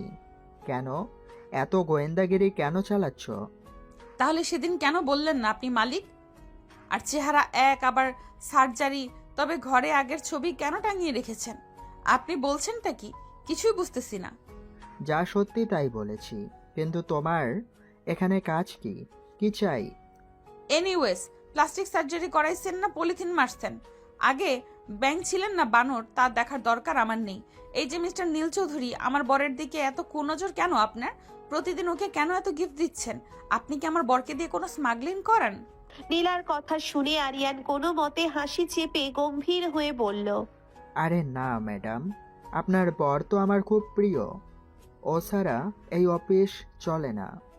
তা তো চলবেই না। আপনি তো আরাম করে চেয়ারে বসে আপেল খাচ্ছেন, আর আমার বর রোদে দাঁড়িয়ে গেট পাহারা দিচ্ছে। এই নিন, এই ঝাড়ুটা ধরুন। আজ থেকে আপনি গেটে দাঁড়াবেন আর নীল এই চেয়ারে বসবে। নীল দরজার আড়ালে দাঁড়িয়ে নিজের কপালে থাপ্পড় মারল। নীল চৌধুরী হওয়ার বদলে এখন তাকে আরিয়ানের ঝাড়ুদার হওয়ার প্রস্তাব শুনতে হচ্ছে। নীলার এই পাগলামি দেখে অফিসের সবাই হাসছে, কিন্তু নীল দেখলো নীলা তাকে কতটা আগলে রাখার চেষ্টা করছে। এই সাধারণ মেয়েটার ভেতরে যে অসাধারণ ভালোবাসা লুকিয়ে আছে তা দেখে নীল মনে মনে ঠিক করলো সে শীঘ্রই সব সত্যি বলে দেবে, কিন্তু তার আগে নীলার এই দাদাগিরিটা আরো কিছুদিন উপভোগ করতে চায়। হা হা হা হা হা। যান যান, আপনার স্বামীকে বেশি কষ্ট দিব না, যান। হা হা হা। নীল দৌড়ে গিয়ে নীলাকে টেনে আনলো, তারপর গাড়িতে বসালো। অফিস থেকে ফেরার পথে নীলা গাল ফুলিয়ে বসে রইলো। নীল আর চোখে নীলার দিকে তাকাচ্ছে। কি হলো বউ, ওভাবে রাগী পেঁচার মতো বসে আছো কেন? বেশি কথা বলবে না নীল। ওই নীল চৌধুরী লোকটা সুবিধার না। মানুষে তো ভালো হয় কি করে? নিশ্চয়ই ওর কোনো খারাপ মতলব আছে। কেমন কেমন যেন সন্দেহ হয়। ওর চোখ দুটো এমন চোরের মতো। নীল মনে মনে বলল, বউ আমার, তুমি যাকে আসল মালিক ভাবছো সে আসলে পুলিশ, আর যাকে দারোয়ান ভাবছো সেই আসল মালিক। বাসায় ফিরতেই দেখা গেল আর এক বিপদ। তাদের ঘরের সামনে একটা বিশাল বড় প্যাকেট রাখা। প্যাকেট খুলতেই নীলা তো অবাক। ভেতরে একটা দামি মাইক্রোওয়েভ ওভেন আর সাথে একটা চিরকুট। তাতে লেখা, কাল আমাদের মালিকের বিড়ালের বিয়েতে আপনারা আসতে পারেননি বলে বিড়ালটা খুব মন খারাপ করেছে, তাই এই ওভেনটা উপহার পাঠালো। এতে বিড়ালের বিয়ে। নীলা চোখ কপালে তুলে বলল, নীল, এই বিড়ালটার কি মাথা খারাপ? বিড়ালের আবার বিয়ে থাকে, আর সে ওভেন পাঠিয়েছে কেন? বিড়াল কি এখন ইঁদুর গ্রিল করে খাবে? আরে না না, আসলে বিড়ালটা খুব আধুনিক তো, হয়তো চাই আমরা গরম খাবার খাই। তুমি বরং এটা রাখো। ধুর, এইটা কি রূপকথা পাইছো নাকি আমাকে বলদ পাইছো, কোনটা? হ্যাঁ, নীলা সন্দেহের চোখে তাকিয়ে রইল। সে ঠিক করলো আজ রাতে সে নীলকে জেরা করবেই। এদিকে রাতের বেলা নীলা ওভেনে কিছু গরম করার চেষ্টা করতে গিয়ে উল্টে বিপত্তি বাঁধালো। সে প্লাস্টিকের বাটি সহ খাবার ঢুকিয়ে দিয়েছে। কিছুক্ষণ পর ঘর পোড়া গন্ধে ভরে গেল। নীল দৌড়ে এসে ওভেন বন্ধ করলো। নীলা, তুমি তো ঘরটাই পুড়িয়ে দিতে। আমি কি করব? ওই বিড়ালটা কি আমাকে শিখিয়ে দিয়েছে এটা কিভাবে চালায়? সব দোষ ওই বিড়ালের। নীল হাসতে হাসতে নীলার কাছে গেল। নীলার নাকে একটু কালি লেগেছিল। নীল পরম মমতায় নিজের হাত দিয়ে সেই কালি মুছে দিতে লাগলো। মুহূর্তের মধ্যে ঘরটা নিস্তব্ধ হয়ে গেল। নীলা স্থির হয়ে নীলের চোখের দিকে তাকিয়ে রইল। নীল বুঝতে পারছে সে নীলার প্রেমে পড়েছে। নীলা, মাঝে মাঝে আমার খুব ভয় হয়। কিসের ভয়? যদি কোনোদিন তুমি জানো যে আমি যা বলেছি তার সবটা সত্যি নয়, সেদিন কি আমাকে এই ওভেনের ভেতর ঢুকিয়ে গ্রিল করবে? যদি তুমি আমাকে ভালোবেসে মিথ্যা বলো তবে মাফ করে দেব, কিন্তু যদি আমাকে ধোকা দাও তবে ওই ঝাড়ুটা দেখছোই তো। নীল আলতো করে নীলার হাত চেপে ধরে বলল, একটা চুমু। তোমাকে হারানো আমার সাধ্যের বাইরে নীলা। পরদিন সকালবেলা নীলা ঘর পরিষ্কার করছে, এমন সময় দরজায় করাঘাত হলো। দরজা খুলতেই নীলা দেখলো সেই শপিং স্টোরের ম্যানেজার দাঁড়িয়ে আছেন। ওনার হাতে এক বড় মাছের ছুরি। ম্যাডাম শুভ সকাল। কাল আমাদের মালিকের বিড়ালের বাসর রাত ছিল, সেই খুশিতে এই জ্যান্ত কাতল মাছটা মালিক পাঠিয়েছেন। নীলা এবার আর সহ্য করতে পারলো না। সে ম্যানেজারের কলার ধরে ভেতরে টেনে আনলো। বলুন তো, এই বিড়ালটাকে? বিড়ালের আবার বাসর রাত? আপনি কি আমাকে পাগল পেয়েছেন? আর আপনার ওই বিড়াল সব উপহার আমার বরকেই কেন পাঠায়? নীলার ধমক শুনে ম্যানেজার থরথর করে কাঁপছেন। নীল আড়াল থেকে হাত নেড়ে ইশারা করছে, বিপদ বিপদ। ম্যাম, আসলে বিড়ালটা না, বিড়ালটা হলো আমাদের মালিকের লাকি চার্জ।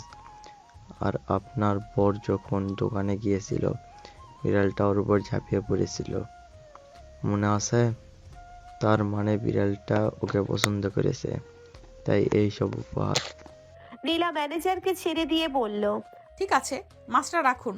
তবে কাল যদি বিড়ালটা তার বাচ্চার জন্য ফিডার পাঠায় তবে আমি সোজা আপনার মালিকের অফিসে গিয়ে কামড় দিয়ে আসবো।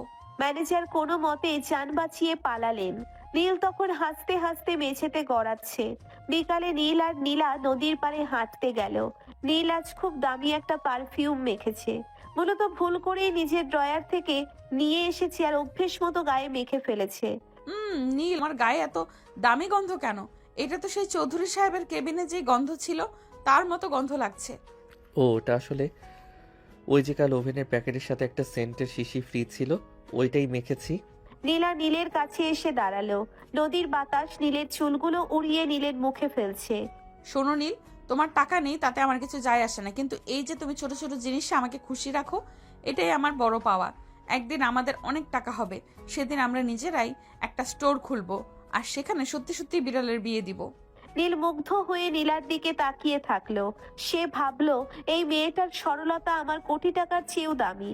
হঠাৎ নীলা দেখলো নদীর ঘাটে একটা দামি কালো গাড়ি দাঁড়িয়ে আছে, আর তার ভেতরে আরিয়ান মালিকের সাজে এক মেয়ের সাথে হাসাহাসি করছে। দেখো দেখো নীল, ওই যে তোমার বদমাস মালিক আরিয়ান, ও এখানে মেয়ে নিয়ে ঘুরছে আর তুমি রোদে কাজ করো। চলো ওর টায়ার পাংচার করে দিয়ে আসি। নীল নীলাকে নিয়ে পড়লো বিপাকে। সারাক্ষণ ওর মাথা গরম হয়ে থাকে। নীল কি করবে বুঝতে না পেরে ওর হাত চেপে ধরলো। না না নীলা, ওটা করো না, চাকরিটা সত্যিই চলে যাবে। মজা করছিলাম ভিতু বর আমার। চলো বাসায় যাই, ওই কাতল মাছটা আজ রান্না করতে হবে। নীল মনে মনে ভাবলো এই লুকোচুরি খেলাটা যত বাড়ছে, নীলার প্রতি আমার টান তত তীব্র হচ্ছে। কিন্তু যখন সত্যিটা সামনে আসবে, সেদিন কি হবে? ওরা বাসায় ফিরে আসে। নীলা মাছটা কেটে রান্না বসায়। নীল কাজের বাহানায় চুপি চুপি ওকে দেখতে থাকে। নীলা সেদিকে তাকিয়ে কথা বলছিল। নীল তাড়াতাড়ি টমেটোটা কেটে দাও, তরকারিতে দিতে হবে। হ্যাঁ, এই মেয়ের উসিলায় আর কি কি করতে হয় কে জানে। কি বললে? কই না, কিছু না তো, দিচ্ছি। নীল নীলাকে টমেটো কেটে এগিয়ে দেয়। নীলা রান্না করতে থাকে। রান্না প্রায় শেষ পর্যায়ে। নীলার চুলগুলো দক্ষিণা বাতাসে উড়ছিল, কপালে বেয়ে ঘাম পড়ছিল। নীলের ইচ্ছে হচ্ছিল সে দৌড়ে গিয়ে ওরা ঘামগুলো মুছে দেয়। সে মনে মনে হেসে দেয় নীলাকে তার এত ভালো লাগছে কেন। তার জন্যে কোটিপতি থেকে দারোয়ান বর হলো। আয়েশ আরামের জীবন ছেড়ে কুড়ে ঘরে বসবাস শুরু করলো। হেঁটে নতুবা রিক্সা করে চলাচল শুরু করলো। বাড়ির কাজও করছে। এত স্যাক্রিফাইস কেন করছে সে? তবে কি সে নীলাকে ভালোবেসে ফেলেছে? নীলকে হাঁ করে নীলার দিকে তাকিয়ে থাকতে দেখে নীলা তার কানের গোড়ায় চুলগুলো গুজতে গুজতে হেসে বলল, কি হয়েছে, অমন হা করে আছো কেন? দেখছি। কি দেখছো? তোমাকে দেখছি। তোমার অবাধ্য চুলগুলো যখন তোমার গালের কাছে এসে অযথা নাচানাচি করে, তোমাকে বিরক্ত করছে, আর তুমি আঙুল ছুঁয়ে তা আলতো করে গুজে দিচ্ছ, তখন ভাবছি তোমার ওই চুল কত সৌভাগ্যবান, তোমার গালের ছোঁয়া পেল, হাতের ছোঁয়া পেল। হাসছো কেন? আমি তো হাসার মতো কিছু বলিনি। তুমি রোমান্টিক কথাও বলতে পারো? আমি তো ভেবেছি তুমি একটা রোবট। শুধু রোমান্টিক কথা নয়, রোমান্সও করতে জানি, দেখবে? হয়েছে হয়েছে, ঢং করতে হবে না। তোমার বিশ্বাস হচ্ছে না তাই না? নীল বিভোর চোখে নীলার দিকে এগিয়ে আসতে থাকলো। নীলা হাঁ করে তাকায়। এর আবার কি হলো? এমন করে তাকাচ্ছ কেন? আর এইভাবে বা এগোচ্ছ কেন? দেখো দেখো, এগোবে না কিন্তু, হ্যাঁ একদম এগোবে না। ভয় পাচ্ছ কেন? তুমি তো বললে আমি রোমান্স জানি না, রোবট। তো এবারে দেখো রোমান্স জানি কিনা। আর আমি তো তোমার বিয়ে করা বরই, এত ভয়ের কি? এই না না, একদম না, একদম এগোবেন না। আমার কিন্তু আমার ভুল হয়ে গেছে, ভুল হয়ে গেছে। এখনো তো কিছু করিনি, তার আগেই পোলটি নিয়ে নিলে। নীল আস্তে আস্তে নীলার কাছে চলে এলো। তারপর আচমকা নীলার কোমরে টান মেরে তাকে শক্ত করে নিজের সাথে মিশিয়ে নিল। নীলার সারা শরীর বেয়ে একটা শিরশির অনুভূতি বয়ে গেল। শরীরটা হঠাৎ কেমন জ্বর জ্বর লাগতে শুরু করলো। এমন অনুভূতি আগে কখনো হয়নি। সে চোখ বন্ধ করে নিল। নীল একদম কানের কাছে গিয়ে আলতো করে একটা কামড় দেয়। নীলা শক্ত করে নীলকে জড়িয়ে ধরে। ঘন ঘন নিঃশ্বাস নিতে থাকে। তারপর নিজেও নীলের ঠোঁটে চুমু দিতে চায়। তখনই নীল পেছনে সরে গিয়ে হাসতে থাকে। এটা কি হলো? তুমি না বললে রোমান্টিক না, এবার দেখলে তো, ছুতে না ছুতেই তুমি পড়তে শুরু করেছো। নীলা লজ্জা পেয়ে গেল। সত্যি নীলের ছোঁয়ায় সে নিজেও খেই হারিয়ে ফেলেছিল, কিন্তু স্বীকার না করে বলল, মোটেও না। কই, আমি তো কিছু করিনি, তুমিই তো সব করলে। হ্যাঁ দেখেছি আমি, লোকালেও কোনো লাভ নেই। এই খুন্তি দেখেছো? পিটিয়ে একদম সোজা করে দেব। পরদিন সকালে নীল ডিউটিতে বের হওয়ার পর নীলা চুপি চুপি তার চাচার আলিশান প্রাসাদে গিয়ে হাজির হলো। নীলা ভেতরে ঢুকতেই তার চাচা মিস্টার তালুকদার বড় এক মগ কফি হাতে হাসি মুখে এগিয়ে এলেন। কি রে মা, খবর কি? কেমন চলছে তোর সেই দারোয়ানের সংসার? চাচা, আপনার কথা মতো আমি সেই দারোয়ান ছেলে নীলকেই বিয়ে করেছি। এখন তো আপনার খুশি হওয়ার কথা। আপনি বলেছিলেন ওকে বিয়ে করলে আপনি আমাকে আপনার কোম্পানি তালুকদার গ্রুপ অফ ইন্ডাস্ট্রিজের বড় কোনো সুযোগ দিবেন। এখন দিন, আমি চাই আমার বড় একদিন মাথা উঁচু করে দাঁড়াক। আরে পাগলি মেয়ে, এখন এত তাড়াহুড়া কিসের? তোরা আগে সংসারটা ভালো করে গুছিয়ে নি, একে অপরকে ঠিকমতো বোঝ। আমি আমার কথা রাখবো, আগে নীলকে বুঝতে দাও অভাব কি জিনিস, তারপর না হয় সুযোগটা দেব। যা, এখন ঘরে যা, বর ফিরে এসে তোকে না পেলে আবার চিন্তা করবে। নীলা মন খারাপ করে বস্তির ঘরে ফিরে এলো। ঘরে ফিরে সে তার মাকে ফোন দিল। তার মা গ্রামে থাকেন। মায়ের সাথে কথা বলে নীলার মনটা একটু হালকা হলো। ঠিক তখনই নীল ঘরে ঢুকলো। নীলের পরনে এখনো সেই দারোয়ানের ইউনিফর্ম। কোথায় ছিলে নীলা? আমি সেই কখন থেকে তোমাকে খুঁজছি, পাইনি তো। এই তো এখানেই ছিলাম। কেন? মিথ্যে বলো না নীলা, আমি গেটে উকি দিয়েছি, ঘর তালা বন্ধ ছিল। কোথায় গিয়েছিলে? উফ, এত জেরা করছো কেন? ওই যে আমার এক পুরনো বান্ধবীর সাথে দেখা করতে গিয়েছিলাম, ওর সাথে গল্প করতে করতে সময় চলে গেছে। নীল এক দৃষ্টিতে নীলার দিকে তাকিয়ে রইল। তার মনে একটা সন্দেহ দানা বাঁধছে। নীলা বান্ধবীর কথা বললেও তার সাজগোজে বা আচরণে তেমনটা মনে হচ্ছে না।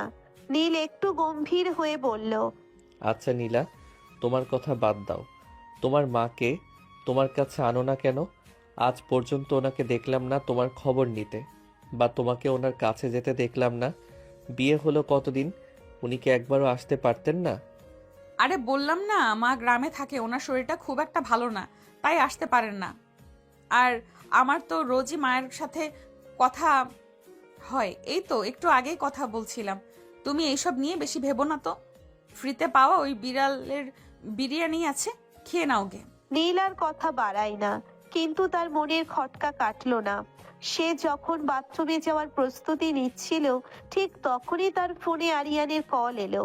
ফোনটা লাউড স্পিকারে ছিল না, কিন্তু ঘর ছোট হওয়ায় নীলার কানে কথাগুলো চলে আসছিল। বস, সর্বনাশ হয়েছে। আপনার অফিসের জন্য একটা জরুরি ইন্টারন্যাশনাল মিটিং এখন শুরু হবে। দুবাইয়ের বড় ক্লায়েন্টেরা অলরেডি ভিডিও কলে ওয়েট করছে। আপনি না গেলে কয়েকশো কোটি টাকার ডিল হাতছাড়া হয়ে যাবে। জলদি আসুন। নীল বিপাকে পড়ে গেল।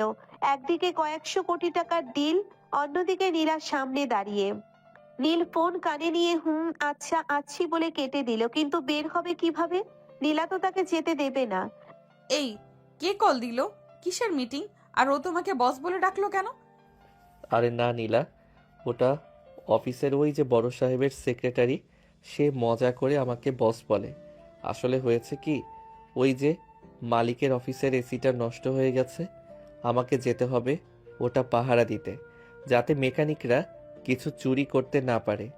আজ রাতে ওখানেই আমার ডিউটি পড়েছে। এসি পাহারা দিতে তোমাকে যেতে হবে কেন? অন্য কেউ নেই? রাতের বেলা কেন?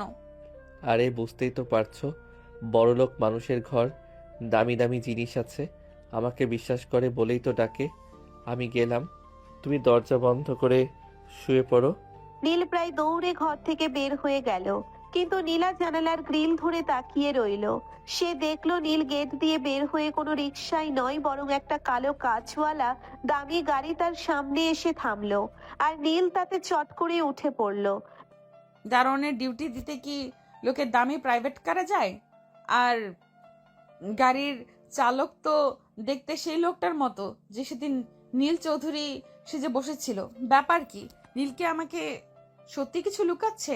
কাল সকালে আবার ওই অফিসে যেতেই হবে। নীল তো দামি গাড়িতে চড়ে অফিসে ভোর দৌড় দিল, কিন্তু নীলাও কম কিসের। সে নিজের ওড়নাটা কোমরে শক্ত করে বেঁধে এক রিক্সাওয়ালাকে বলল, চাচা, ওই কালো গাড়িটার পিছু করেন। যদি ধরতে পারেন তবে ভাড়ার সাথে ফ্রিতে পাওয়া এক প্যাকেট বিরিয়ানি দিব। রিক্সাওয়ালা বিরিয়ানির লোভে প্যাডেল মারলো তুফানের গতিতে। নীল অফিসে পৌঁছেই দ্রুত স্যুটে পরিবর্তন করে মিটিংয়ে বসেছে। ঠিক তখনই নীলা অফিসের গেটে হাজির। নীল সিসিটিভিতে নীলাকে দেখে আতঙ্কে চেয়ার থেকে পড়ে যাওয়ার উপক্রম হলো। সে দ্রুত আরিয়ানকে ইশারা করলো। আরিয়ান এবার এক নতুন নাটক সাজালো। নীলা ভেতরে ঢুকতেই দেখলো আরিয়ান মালিকের সাজে একটা ঝাড়ু হাতে নিয়ে দাঁড়িয়ে আছে, আর নীল দারোয়ানের সাজে একটা দামি সোফায় বসে পা নাচিয়ে আপেল খাচ্ছে। এ কি নীল, তুমি বড় সাহেবের চেয়ারে বসে আপেল খাচ্ছ? আর বড় সাহেব ঝাড়ু দিচ্ছেন কেন? আরে নীলা, তুমি বোঝো না কেন? আজ অফিসে অদল বদল দিবস পালন করা হচ্ছে। মালিক আজকে চাকর হয়েছে, আর আমি আজকে মালিক। বড় সাহেব মানত করেছিলেন যে বিড়ালের বিয়ে ঠিকঠাক হলে তিনি একদিন অফিসের মেঝে ঝাড়ু দেবেন। হ্যাঁ ম্যাডাম, আমি আজ খুব পাপ বোধ করছি। নীল সাহেব আজ আমার মালিক, উনি যা বলবেন আজ তাই হবে। তাই নাকি? তাহলে নীল সাহেব আপনার গাড়িটা কোথায়? আমি তো দেখলাম আপনি রাজকীয় গাড়িতে চড়ে আসলেন। ও, ওই গাড়ি? ওটা তো আসলে একটা ভাড়া করা গাড়ি। বড় সাহেব ঝাড়ু দেবেন বলে আমাকে দিয়ে পাঠিয়েছেন, যাতে আমার রাজকীয় ফিল হয়। বিশ্বাস না হলে বড় সাহেবকে জিজ্ঞেস করো। জি ম্যাডাম, একদম ঠিক। গাড়িটা আমি পাঠিয়েছিলাম। এখন দয়া করে আমাকে ঝাড়ু দিতে দিন, না হলে বিড়ালটা অভিশাপ দিবে। নীলা মাথা চুলকাতে চুলকাতে বেরিয়ে গেল। তার মাথায় কিছুতেই ঢুকছে না যে একটা বিড়ালকে কেন্দ্র করে একটা অফিস কিভাবে এভাবে পাগল হয়ে যেতে পারে। রাতে বাসায় ফেরার পর নীলা গাল ফুলিয়ে বসে আছে। নীল ঘরে ঢুকতেই দেখলো রান্না বান্না কিছুই হয়নি। তোমার আর ওই অফিসে পাগলামি আমার আর ভালো লাগছে না নীল। তোমরা কি আমাকে সত্যি বোকা ভাবো? ওই বিড়ালের গোষ্ঠীর এত নিয়ম কেন? আরে রাগ করো কেন পাগলি? দেখো আজ তোমার জন্য কি এনেছি। আবার কি? ইঁদুরের জন্মদিনের কেক? না, এই দেখো, নীল অপরাজিতা ফুল। আজ সারাদিন খুব টেনশনে ছিলাম যে আমার বউটা বুঝি রেগে আছে। শোনো নীলা, দুনিয়াটা গোলকধাঁধার মতো, কিন্তু এই গোলকধাঁধায় তুমি আমার সবচেয়ে ধ্রুব সত্য। তোমার এই রাগী মুখটা না দেখলে আমার রাতের ঘুম আসে না। নীলের কথাগুলো শুনে নীলার রাগ পানি হয়ে গেল। নীল নীলার হাত ধরে টেনে বাড়ির সামনে ছোট্ট ঘাস ভরা উঠানে নিয়ে গেল। আজ রাতটা অদ্ভুত সুন্দর, মাথার উপর বিশাল এক রূপালী চাঁদ। দেখো নীলা, ওই চারটার কিন্তু কোনো অভাব নেই, অথচ ও একাই কত সুখী। আমাদেরও হয়তো অনেক নেই, কিন্তু আমরা দুজন একসাথে আছি, এটাই কি বড় আনন্দ নয়? নীল একটা ভাঙা টিন দিয়ে বানানো তবলার মতো শব্দ করতে শুরু করলো, আর নীলা খিলখিল করে হাসতে হাসতে নাচতে শুরু করলো। তারা একে অপরের হাত ধরে গোল হয়ে ঘুরতে লাগলো। হাসতে হাসতে দুজনেই ক্লান্ত হয়ে ঘাসের ওপর শুয়ে পড়লো। জানো নীল, ছোটবেলায় ভাবতাম রাজপুত্র বিয়ে করব, কিন্তু এখন মনে হয় এক রাজপুত্রের চেয়ে এক পাগল দারোয়ান অনেক ভালো। তুমি জানো না নীলা, তোমার এই রাজপুত্র তোমার পাশেই শুয়ে আছে, কিন্তু রাজপ্রাসাদের চেয়ে তোমার এই ছোট্ট উঠানটা আজ আমার কাছে বেশি দামি। নীল আট চোখে নীলার দিকে তাকালো। চাঁদের আলোয় নীলার মায়াবী মুখটা দেখে সে বুঝতে পারলো এই মেয়েটার প্রেমে সে শুধু পড়েনি, হাবুডুবু খাচ্ছে। ওদিকে নীলাও মনে মনে ভাবছিল নীল যতই সাধারণ হোক, ওর চোখের ওই গভীরতা কোনো সাধারণ মানুষের হতে পারে না। দুজনেই দুজনকে ভালোবাসার কথা বুঝতে পারছে, কিন্তু কেউ মুখ ফুটে কিছু বলছে না। এক অদ্ভুত নীরবতা আজ সুখে রাতটা কাটতে লাগলো। পরদিন সকালবেলা নীলা যেন খুশির চোটে ডানা মেলে উঠছে। তার চাঞ্চল্য দেখে কে বলবে যে সে একটা বস্তির ভাঙা ঘরে থাকে? নীল ঘুমে আচ্ছন্ন। এমন সময় নীলা কোত্থেকে এক বালতি জল আর কিছু মেছো বাঘের মতো বড় বড় কই মাছ নিয়ে হাজির হলো।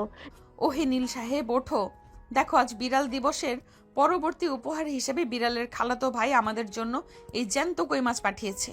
কি? বিড়ালের খালাতো ভাই? ওটা আবার কে? আরে ওই যে তোমার অফিসের পিয়ন, সে এসে দিয়ে গেল। এখন তাড়াতাড়ি ওঠো, এই মাছগুলো বড্ড লাফাতে জানে, এদের সাথে আজ কুস্তি লড়তে হবে। নীলা মাছগুলো কাটতে গিয়ে দেখলো একটা মাছ লাফ দিয়ে সোজা নীলের লুঙ্গির ভাঁজে ঢুকে পড়েছে। নীল তো ভয়ে লাফিয়ে খাটের উপর উঠে চিৎকার শুরু করলো। ওরে বাবারে, নীলা বাঁচাও, মাছটা তো আমাকে কামড়ে দেবে। আরে ভয় পেও না, ওটা তো মাছ, কুমির না। তুমি বরং স্থির হয়ে দাঁড়াও, আমি এটাকে ধরছি। নীলা মাছ ধরতে গিয়ে নীলের ওপর ঝাঁপিয়ে পড়লো, আর অমনি দুজনে ধপাস করে মেঝের ওপর পড়ে গেল। মাছটা তখন গলার কাছে লাফাচ্ছে, আর নীলা হাসতে হাসতে গড়িয়ে পড়ছে। নীলের অবস্থা কাহিল, কিন্তু নীলার ওই বাঁধ ভাঙা হাসি দেখে সে রাগ করতেও ভুলে গেল। নীল অফিসে যাওয়ার সময় নীলা বায়না ধরলো সে আজ নীলকে টিফিন পৌঁছে দেবে।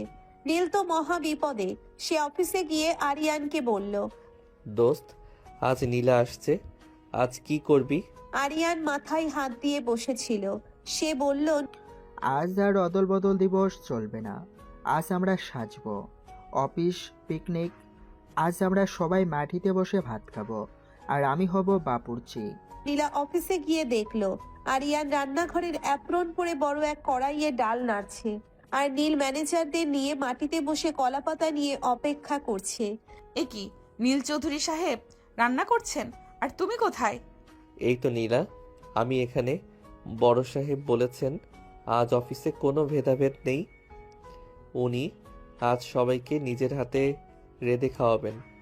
উনি নাকি গতকাল রাতে স্বপ্নে দেখেছেন বিড়ালের বিয়েতে যারা ভালো মন্দ খায়নি তাদের জন্য এটা বাধ্যতামূলক। বাপরে, এই অফিসের মালিক তো পুরাই দয়ালু। তা সাহেব, ডালটা যেন বেশি পাতলা না হয়, তাহলে কিন্তু আমি ঝাড়ু দিয়ে দেখিয়ে দিব ডাল কত ঘন হতে হয়।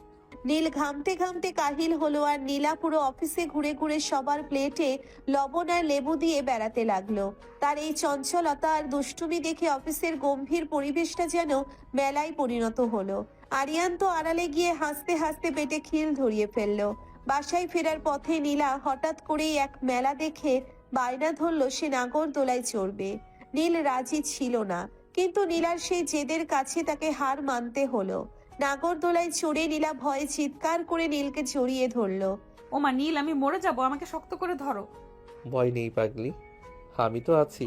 মেলা থেকে নীল নীলার জন্য একগুচ্ছ লাল চুড়ি কিনে দিল। নীলা খুশিতে নীলকে জড়িয়ে ধরে বলল।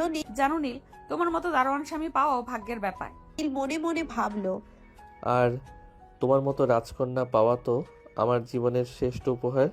রাতে দুজনে যখন বারান্দায় বসে ওই লাল চুড়ির শব্দ শুনছিল, তখন নীল বুঝতে পারলো এই চঞ্চল মেয়েটাই তার জীবনের স্থিরতা। নীলাও বুঝলো নীলের ভালোবাসাটুকু একদম খাঁটি। কেউ কাউকে কিছু বলল না, কিন্তু দুজনের হৃদয়ে যেন এক সুরে গান বেজে উঠল। পরদিন নীল চৌধুরী তার আলিশান বাড়িতে বসে বোন রীতার সাথে মন খুলে কথা বলছে। রীতা হাসি মুখে ভাইয়ের দিকে তাকিয়ে আছে। আপু জানো, বাবা মা আমাদের জন্য সত্যি এক হিরে খুঁজে রেখেছিলেন। নীলা রিক্সাওয়ালার মেয়ে হয়ে যে ত্যাগ আর ভালোবাসা দেখিয়েছে তা কোনো কোটিপতি মেয়ে দেখাতে পারতো না। আমার বাবা মা মানুষ চিনতে ভুল করেননি। ঠিক বলেছিস নীল, মেয়েটা আমাদের পরিবারের জন্য একদম যোগ্য। কিন্তু আর কতকালই নাটক চলবে? কাল ওকে একটা ক্যান্ডেল নাইট ডিনার ডেটে নিয়ে যা, সেখানে সব সত্যি খুলে বল। তারপর ওকে ধুমধাম করে আমাদের এই বাড়িতে নিয়ে আয়। এই লুকোচুরি এবার সমাপ্তি হওয়া দরকার। হ্যাঁ আপু, এই মিথ্যাগুলো বলতে বলতে আমার দম বন্ধ হয়ে আসছে। কালই হবে আমাদের নতুন জীবনের শুরু। পরদিন নীল তার অফিসের রুফটপে চমৎকার এক ক্যান্ডেল লাইট ডিনারের আয়োজন করলো। চারিদিকে মোমবাতি, দামি অর্কিড ফুল আর মৃদু মিউজিক।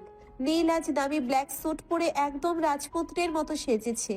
নীলাকে বলা হয়েছে সে যেন সন্ধ্যার পর অফিসের ছাদে আসে, কারণ বিড়ালের খালাতো ভাইয়ের বিয়ে উপলক্ষে আজ বড় সাহেব বড় দাওয়াত দিয়েছেন।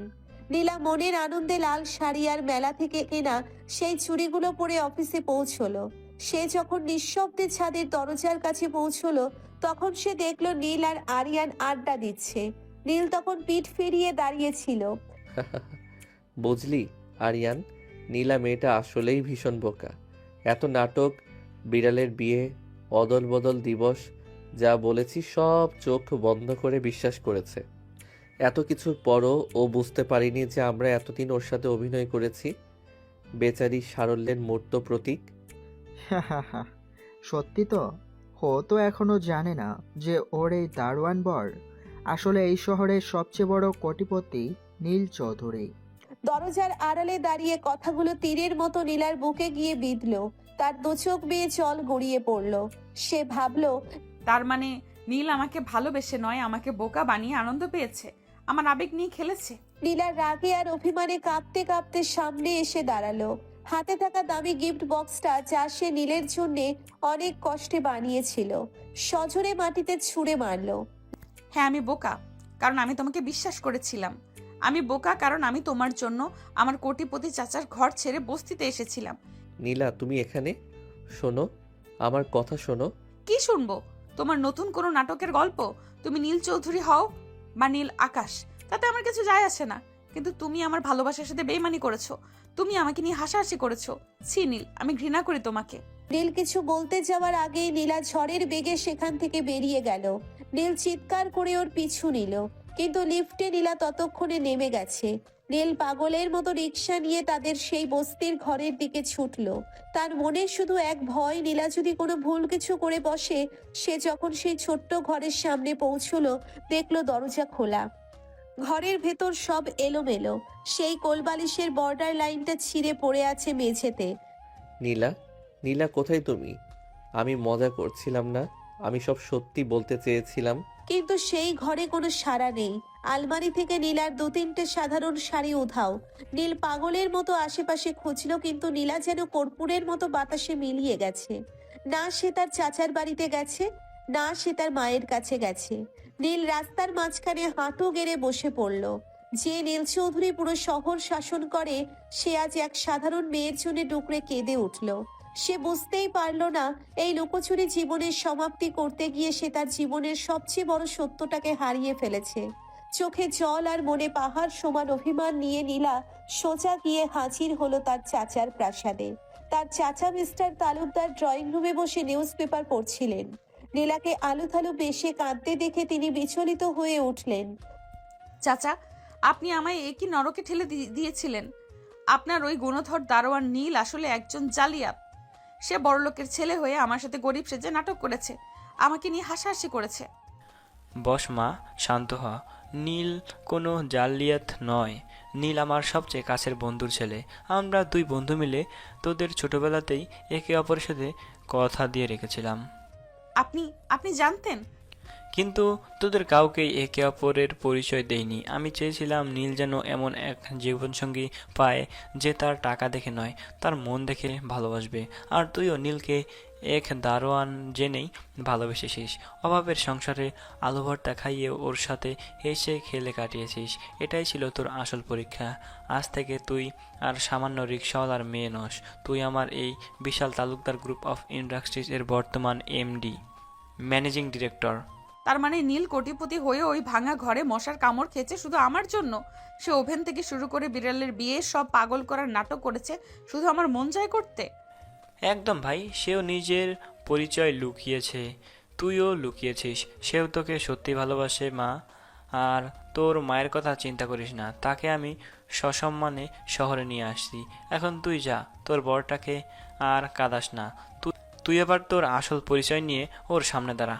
ওদিকে নীল তখন সেই বস্তির অন্ধকার ঘরে বসে নীলার একটা পুরনো ছুরি হাতে নিয়ে ডুকরে কাঁদছে। ঠিক তখনই ঘরের দরজায় একটা দামি সুগন্ধি আর লাল শাড়ির খসখস শব্দ হলো। নীল মুখ তুলেই দেখলো নীলা দাঁড়িয়ে আছে, কিন্তু এ এক অন্য নীলা। তার গলায় দামি হীরের হার, চোখে আত্মবিশ্বাস আর ঠোঁটে মায়াবী হাসি। নীলা, তুমি ফিরে এসেছো।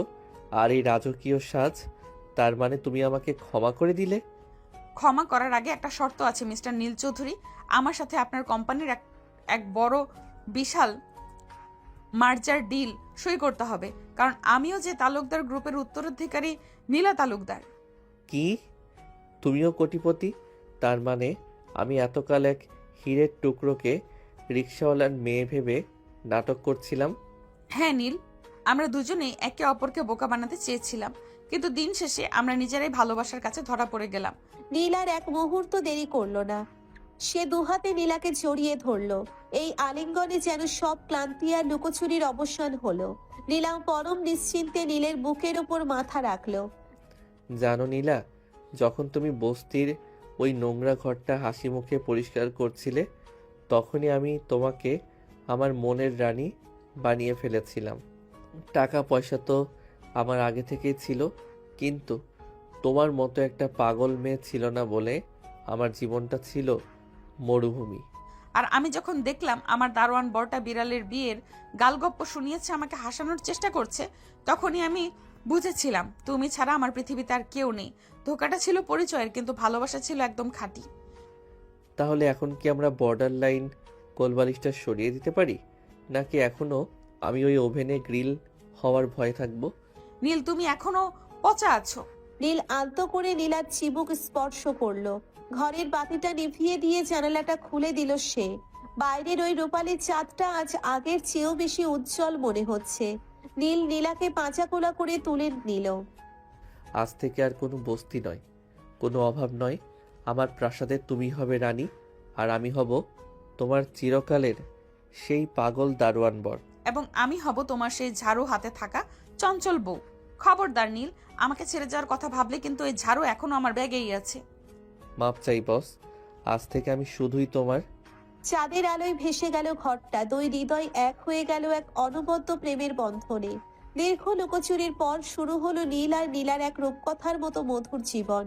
নীল আর নীলা এখন চৌধুরী ভিলার বিশাল রাজপ্রাসাদে, কিন্তু সমস্যা হলো নীলার সেই বস্তির স্বভাব আর চাঞ্চল্য যেন রক্তে মিশে আছে। সাত সকালে নীল ঘুমাচ্ছে, এমন সময় নীলা দামি সিল্কের শাড়ি পরে হাতে একটা বড় স্টিলের গামলা আর চামচ নিয়ে নীলের কানের কাছে এসে গান শুরু করলো। ওহে নীল সাহেব, জাগো জাগো, রাজপ্রাসাদের বিড়াল আজ ডাকাতি করেছে। কি ডাকাতি? কোথায়? কিসের বিড়াল? আরে না, এই যে তোমার এই বিশাল বাড়ির বিশাল রান্নাঘরে আমার রান্না করতে বড্ড একা একা লাগছে। চলো আজ সকালে আমরা দুজনে মিলে বাড়ির সব কাজের লোকদের জন্য খিচুড়ি রান্না করব। নীলা, এখানে 20 জন বাবুর্চি আছে, তুমি কেন রান্না করবে? আর খিচুড়ি কেন? কারণ ওই যে অভাবের দিনের পাতলা ডালের কথা মনে আছে? আজ সেই ডাল দিয়ে দামি বাসমতি চালের খিচুড়ি হবে। রাজপ্রাসাদে বসে গরিবের স্বাদ না নিলে তো জীবন বৃথা। দুপুরে খাওয়ার সময় হলো। দামি কাছের ডাইনিং টেবিলে রূপার থালা বাসন সাজানো। নীলের বোন রীতা আর আরিয়ানও এসেছে। নীল গম্ভীর হয়ে বসে আছে, কারণ আজ অনেকদিন পর দামি ক্লায়েন্টদের সাথে তার ভিডিও কনফারেন্স আছে। নীলা সবার পাতে দামি বিরিয়ানি না দিয়ে সেই পাতলা খিচুড়ি আর বেগুন ভাজি তুলে দিল। আরিয়ান এক লোকমা মুখে দিয়ে নীলকে চোখ টিপ দিয়ে বলল, বস, বিড়ালের বিয়ের খিচুড়ি তো সেই রকম হয়েছে। ঠিক তখন নীলের ল্যাপটপে ভিডিও কল শুরু হলো। বিদেশের ক্লায়েন্টরা স্ক্রিনে হাজির। নীল খুব ভাব নিয়ে ইংরেজিতে কথা বলছে। হঠাৎ নীলা এক বাটি ডাল হাতে নিয়ে ক্যামেরার সামনে এসে পড়ল। হ্যালো মিস্টার, আপনারা কি নীলকে কাজ দিচ্ছেন? দেখুন, আমার বর কিন্তু খুব ভালো এসি পাহারা দিতে পারে, আর ও খুব ধৈর্যশীল। ওকে আপনারা সারাদিন রোদে দাঁড় করিয়ে রাখলেও ও কিচ্ছু বলবে না। সরো এখান থেকে। মিস্টার নীল, আপনার ওয়াইফ তো খুব ফানি। উনি কি আমাদের লাঞ্চের দাওয়াত দিচ্ছেন? অবশ্যই, আপনারা চলে আসুন। বিড়ালের বিরিয়ানি না পেলেও বউ স্পেশাল খিচুড়ি পাক্কা পাবেন। সবাই হেসে দিল। এদিকে বিকালের দিকে হঠাৎ করেই কালো মেঘ করে ঝমঝমিয়ে বৃষ্টি শুরু হলো। নীল তার লাইব্রেরি ঘরে কাজ করছিল। নীলা হঠাৎ করেই জানালার গ্রিল ধরে বৃষ্টি দেখতে দেখতে গুনগুন করে গান গাইছিল। নীল পেছন থেকে এসে নীলাকে জড়িয়ে ধরলো। কি হলো রানী সাহেবা, আবার কি বিড়াল বাঘ হয়ে যাওয়ার গল্প ভাবছো? না নীল, আমি ভাবছি সেই বৃষ্টি ভেজা দিনের কথা, যখন আমরা রিকশায় চড়ে কাজী অফিসে যাচ্ছিলাম। আমাদের পকেটে টাকা ছিল না, কিন্তু মনে অনেক আনন্দ ছিল। এই রাজপ্রাসাদে এসে ভয় হয় নীল, আমাদের এই সাধারণ মুহূর্তগুলো হারিয়ে যাবে না তো? কখনো না।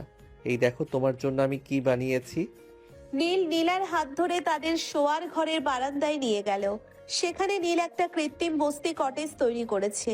এক কোণে একটা ছোট্ট মাটির চুলা, একটা পুরনো পিঁড়ি আর সেই বিখ্যাত বর্ডার লাইন কোলবালিশ। এটা কি নীল? এটা আমাদের স্মৃতিঘর। যখনই আমাদের এই কোটিপতি জীবনে একঘেয়েমি আসবে, আমরা এখানে এসে আলু ভর্তা খাবো আর ঝগড়া করব। আমি হব তোমার সেই ভীতু দারোয়ান, আর তুমি হবে আমার সেই ঝাড়ুওয়ালি ডন। তুমি সত্যিই পাগল নীল, এত ভালোবাসলে আমি তো তোমায় ঝাড়ু দিতেই ভুলে যাব। তাই নাকি? তাহলে এসো, বৃষ্টির এই দিনে আজ বিড়ালের বিয়ের দ্বিতীয় বার্ষিকী পালন করি। নীল নীলাকে কোলে তুলে নিয়ে বৃষ্টির ঝাপটার মাঝে বারান্দায় দাঁড়িয়ে থাকলো। তাদের অট্টহাসি আর ভালোবাসার গল্পটা চৌধুরী ভিলার দেওয়ালে দেওয়ালে প্রতিধ্বনিত হতে লাগলো। এখন তারা শুধু কোটিপতি নয়, তারা পৃথিবীর সবচেয়ে সুখী দম্পতি, যারা জানে যে ভালোবাসা থাকলে এক চিলতে কুঁড়ে ঘরও তাজমহল হয়ে উঠতে পারে। দিন তিনেক পরের কথা, নীলা এখন শুধু চৌধুরী বাড়ির বউ নয়, সে তালুকদার গ্রুপের এমডি হিসেবে অফিস সামলাচ্ছে। তবে নীল আর নীলা মিলে অফিসে এক নতুন নিয়ম করেছে। সপ্তাহে একদিন অফিসের সবাই সাধারণ পোশাক পরবে এবং একসাথে বসে দুপুরের খাবার খাবে। তারা চায় না তাদের এই ঐশ্বর্য মানুষের প্রতি মানুষের মায়া কমিয়ে দিক। সেদিন সকালে নীল দেখলো নীলা ড্রয়িং রুমে বসে খুব মনোযোগ দিয়ে দামি একটা সিল্কের শাড়িতে সূচিকর্ম করছে। নীল আড়ালে দাঁড়িয়ে দেখছিল নীলা বিড়বিড় করে কি যেন বলছে। এই ফুলটা এখানে দিলে যা লাগবে না, এদিকে নীল কি পছন্দ করবে এটা? তবে মানুষটা বড্ড বেশি সুন্দর হয়ে যাচ্ছে দিন দিন। আবার যদি কোনো বিড়াল এসে ওকে পছন্দ করে ফেলে তবে তো বিপদ। কোনো বিড়ালের সাধ্য নেই এই দারোয়ানকে নিয়ে যায়, কারণ আমার লাইসেন্স তো এক রাগী এমডির কাছে জমা দেওয়া। আরে আপনি সবসময় আরে পেতে কথা শুনেন কেন? নিজের বউয়ের মনের কথা শোনা কি অপরাধ? আচ্ছা শোনো, আজ রাতে আমাদের কোনো কাজ নেই, চলো না শহর থেকে দূরে কোথাও ঘুরে আসি। নীল নীলাকে নিয়ে গেল তাদেরই এক বাগান বাড়িতে, যা শহরের কোলাহল থেকে অনেক দূরে। চারিদিকে শুধু কৃষ্ণচূড়া আর বকুল ফুলের গাছ। রাতে বাগান জুড়ে শত শত টিমটিমে আলো জ্বালানো হয়েছে, যা দেখতে ঠিক জোনাকির মতো লাগছে। বাগান বাড়ির মাঝখানে একটা ছোট্ট লেক, যার ওপর দিয়ে হালকা কুয়াশা ভাসছে। নীলা সাদা রঙের এক জামদানি পরেছে, চুলে একগুচ্ছ তাজা বকুল। নীল আজ কোনো স্যুট নয়, একটা সাধারণ সাদা পাঞ্জাবি পরেছে, ঠিক যেমনটা নীলা পছন্দ করে। নীল কত সুন্দর জায়গা, মনে হচ্ছে আমরা কোনো রূপকথার পাতায় ঢুকে পড়েছি। রূপকথা তো তুমিই লিখেছ নীলা, আমি তো শুধু রঙিন কালি ছিলাম। নীল একটা পুরনো গ্রামোফোন চালিয়ে দিল, মৃদু মিউজিক বাজছে। নীল নীলার সামনে হাঁটু গেড়ে বসে তার হাত দুটো নিজের হাতের মুঠোয় নিল। নীলা, আমি যখন তোমাকে প্রথম দেখেছিলাম সেই দারোয়ানের পোশাকে, তখন ভেবেছিলাম এটা হয়তো নিছক একটা দায়িত্ব, কিন্তু তুমি যখন আমার সেই ভাঙা ঘরে প্রদীপ জ্বালিয়ে দিলে, তখন বুঝলাম জীবন মানে দামি গাড়ি বা ব্যাংক ব্যালেন্স নয়। জীবন মানে দিন শেষে এমন একজনকে পাওয়া যার কাঁধে মাথা রেখে সব ক্লান্তি ভুলে যাওয়া যায়। আই লাভ ইউ নীলা। আমিও তোমাকে খুব ভালোবাসি নীল। তুমি আমাকে শুধু একটা পরিচয় দাওনি, তুমি আমাকে বিশ্বাস করতে শিখিয়েছো। তুমি আমার সেই অন্ধকার দিনগুলোর একমাত্র আলো। বাতাসটা হঠাৎ একটু শীতল হয়ে এলো। নীল নীলার খুব কাছে সরে গেল। বাগান বাড়ির নীরবতায় শুধু তাদের হৃদস্পন্দন শোনা যাচ্ছিল। নীল পরম মমতায় নীলার কপালে একটা দীর্ঘ চুমু আঁকলো। নীলা আবেশে চোখ বন্ধ করে নিল। নীল নীলার চিবুকটা আলতো করে উঁচিয়ে ধরলো। চাঁদের আলো নীলার ঠোঁটে এসে পড়ছে। নীল ফিসফিস করে বলল, আজ আর কোনো বর্ডার লাইন নেই নীলা, আজ শুধু তুমি আর আমি। নীলা নীলের বুকে মুখ লুকিয়ে জড়িয়ে ধরলো। নীল তাকে দুহাতে চাপটে ধরে নিজের আরো কাছাকাছি টেনে নিল। বাগানের বকুল ফুলের গন্ধ আর তাদের ভালোবাসার উষ্ণতা যেন মিলেমিশে একাকার হয়ে গেল। তারা বুঝতে পারলো এই যে মুহূর্তটা, এটাই পৃথিবীর শ্রেষ্ঠ সম্পদ। দূর থেকে ভেসে আসছে নদীর কলতান, আকাশে পূর্ণিমার চাঁদ সাক্ষী হয়ে রইল। এক ছদ্মবেশী কোটিপতি আর এক চঞ্চল রাজকন্যার এই অমর প্রেম কাহিনীর তাদের এই যাত্রা শুধু অর্থের মোহে নয়, বরং নিখাত বিশ্বাসের উপর দাঁড়িয়ে এক নতুন রূপকথা রচনা করলো।